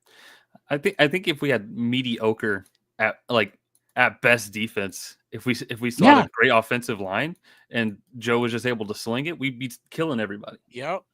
So I feel like you should put a little bit of. So you think we should lean more towards the draft to shore up the interior offensive line? Okay, let me rephrase that then. I think I said what I was saying wrong. I wasn't saying take 2. I said we could. I think we should either take one at the top or one at the bottom because I think both are heavy. I think Jackson Slater or Donovan Jackson are where I'm leaning towards second guy. Either 2nd for Donovan Jackson or 5th for Jackson Slater, or we hit Tevin Jenkins up. 6 or 7 Industries that I've looked at so far. 100%. 6 for the podcast listeners. Industries asking me how many guards look like they're on meth, and I've seen 6 or 7. 6 or 7. Just from the show the other day. Yeah. Like Chop said, that guy looks like he's on meth. That one dude, guaranteed that motherfucker tested positive for meth at some point in his life. Maybe he didn't test positive. He got a good kit or whatever. I like a lot of the guys that I see in the Senior Bowl. They typically do go on to like test very well. So I imagine the same thing with Jackson Slater. I don't want to say I like that guy because I'm going to like that guy and then he's going to go to a team that I hate and he's going to be a problem. He can go to Carolina. Right? Oh yeah, Carolina. He'll go to the Panthers. That's right. Dusty, what do you think for your offseason guard position? I really like Donovan Jackson, so I think his versatility would be really nice to add if we could get him in the 2nd round, but I don't want to rely on that. I would prefer to get the dude from the Colts, Freeze. Yeah. Give me something like that, and then If not, there's Daniels from Pittsburgh.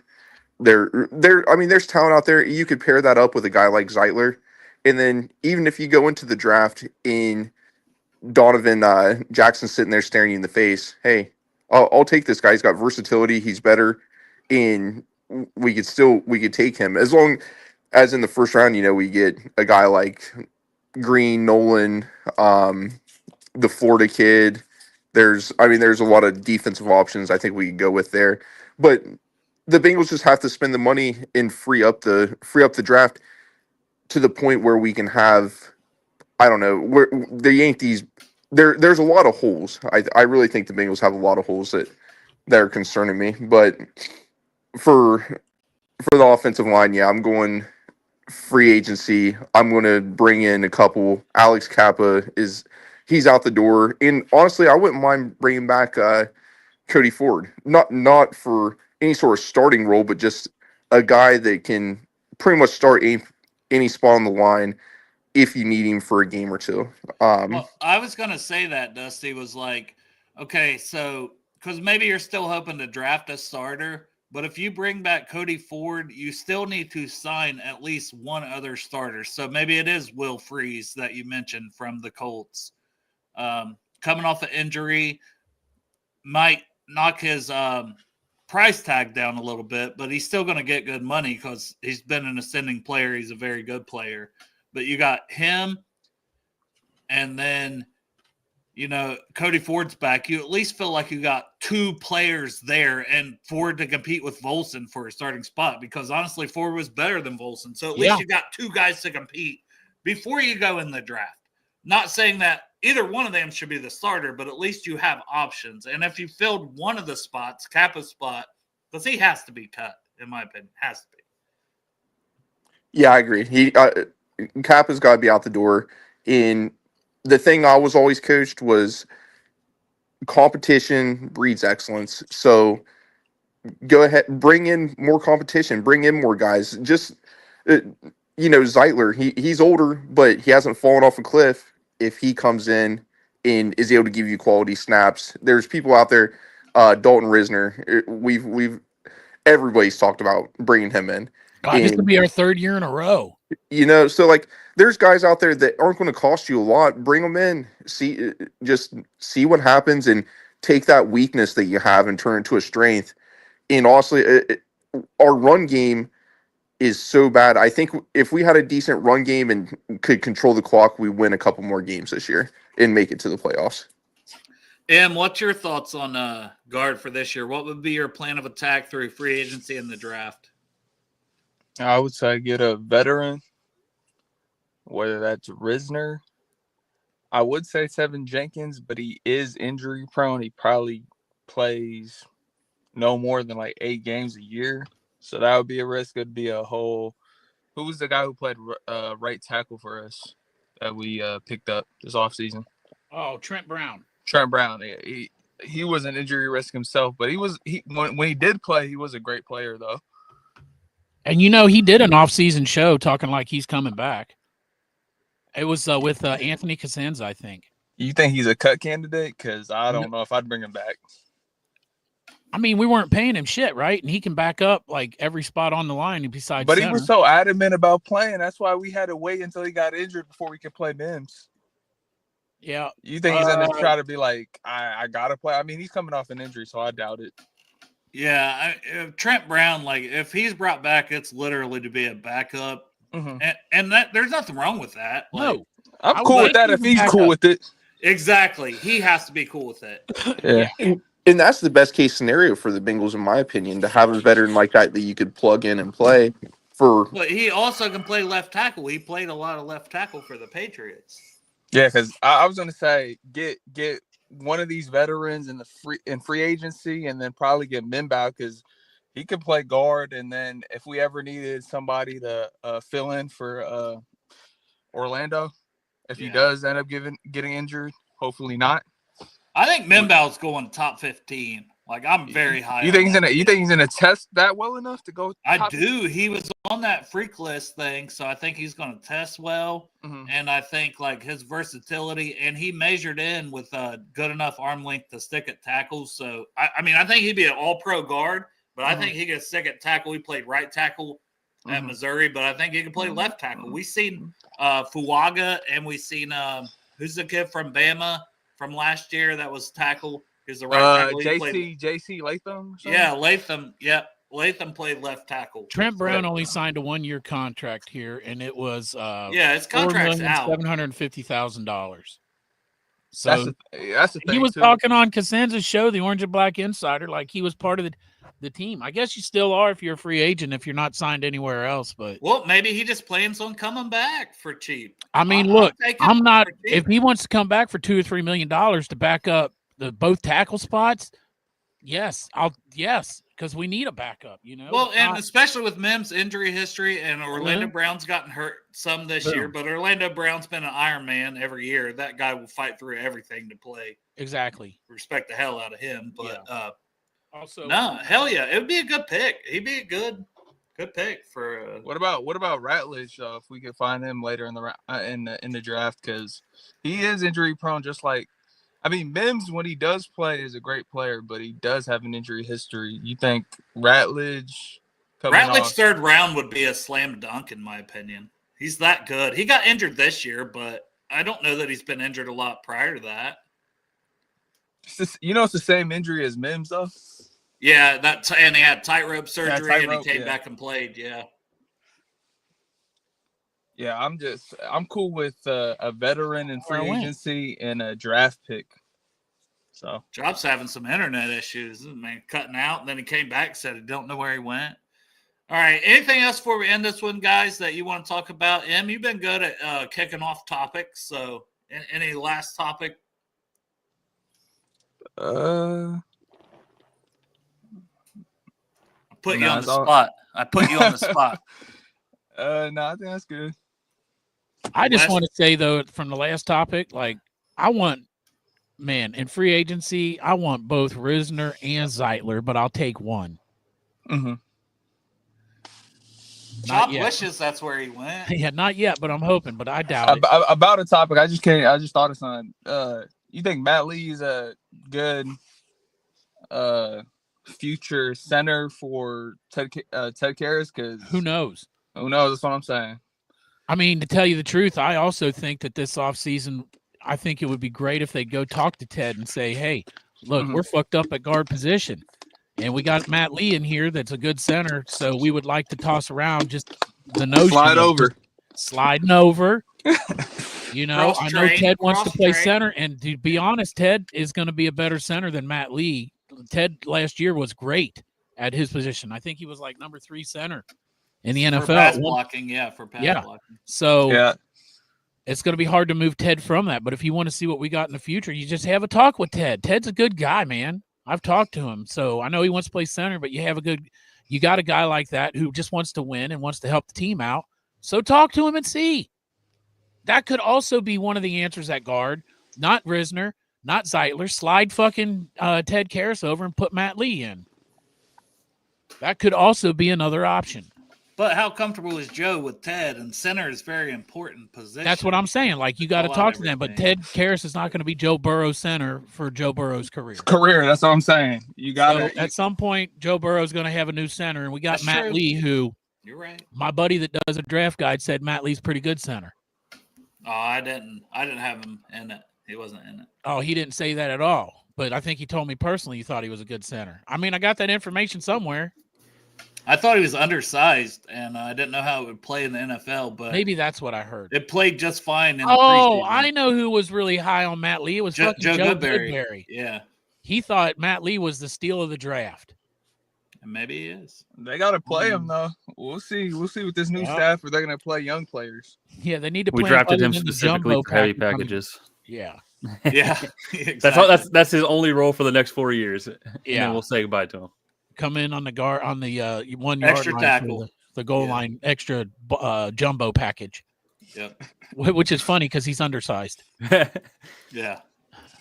No, but he's looked good. I mean, he impressed me in preseason and stuff. So I mean, good enough to toss around in practice at least, slide Ted out and see how Matt Lee looks at center. I mean, because he's more of a center than a guard, Ted right? being like at the end of his career, though, he's gonna play center. He's got 1 year on his contract. Well, why not try Matt Lee at guard if you're going to do that? Would be my thought. That's the biggest thing. This next coming up year, we gotta see what we got in these young players, and yes, let them play. Yeah. All right. So we'll start to end this one and get out of here. We're over 2.5 hours in. It's fun, man, when we can bring the Brew Crew in. You guys have been awesome talking, Yes, man. I feel like we could talk forever. Thanks to the whole Brew Crew, but an extra special thank you for the members of the Brew Crew that joined us here on the show. We appreciate it and welcome everybody. So, Westish, we'll start with you. Where to find you? Anything else you want to get? You want to talk about the Matt Lee, Ted Karras, whatever you want to talk about to end this one, and then we'll hop you out here, and then we'll pivot to Dusty. I'm at Space and PB on Twitter. That's the only thing I really use when I talk Bengals stuff. I'm always here in the chat if you guys want to say hi or whatever. I just want to say to the Bengals fans, keep pressure on the Bengals. Like, yeah, there you go. Like Dale's been been saying, put your face to the fire. Exactly. Yep. Let them know that this is your team. Write sure letters. Hear your voice. Right. Mike letters. Brown loves a Pigeon handwritten letter. Yeah. Like literally, that's like for real. Mike Brown will read a handwritten letter. If you handwrite one, send it down there. Be respectful. Because if he opens up the letter and the first ones are like, fuck you, Mike Brown, you fucking idiot. You need to fucking change and put no wonder I never got a letter back. Right. That might be the reason, Dale. But yeah, follow Westish. What was it again? Space and PB. Space and PB. What is your Twitter handle? At Space and PB. Yeah, he just said that. Oh, at Space PB. Fuck, this guy. Oh, I'm always found in Dale on Twitter, so you can probably find me there in any of his comments. All right. Sounds good. Thank you, brother. Appreciate you tapping in. We'll do this again soon, man. You were amazing on here. Sounds great. Love you guys. Love you too, because it's Valentine's Day. See, man.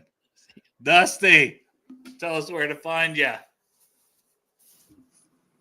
What's up, guys? So, yeah, it's always fun hopping on and talking some ball.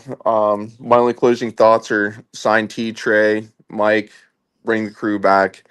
Be Double active. Mike Square. I want Gesicki and Hilton. Mike Square. Yep. So do all that stuff. And bring in some talent, free agency, stop cheaping out, spend this money, and keep Joe happy, because that's what really matters. Other than that, yeah, thanks for having me on, and you guys and everyone listen, have a good fun weekend. All right, you too, man. See you, Dusty. Love you. He got out here before the kiss. Yeah, you didn't even give him a kiss. Em, what's your final thoughts?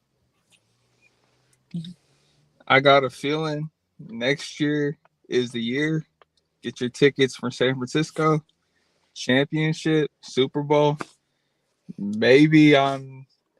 Are you a bullish that's fan? The year? Are you saying that's the year? That's what I'm feeling. That's what I'm feeling. Joe, I should put the shirt back up in the shop. In San Francisco. Jerry Rice and Joe Montana back in San Francisco. It's Joe Burrow, Jamar Chase back in San Francisco. We're winning the Super Bowl. Oh, there you go. All right, that's what I'm talking about. Now, anybody wants to communicate with you on social media, where do they do that at?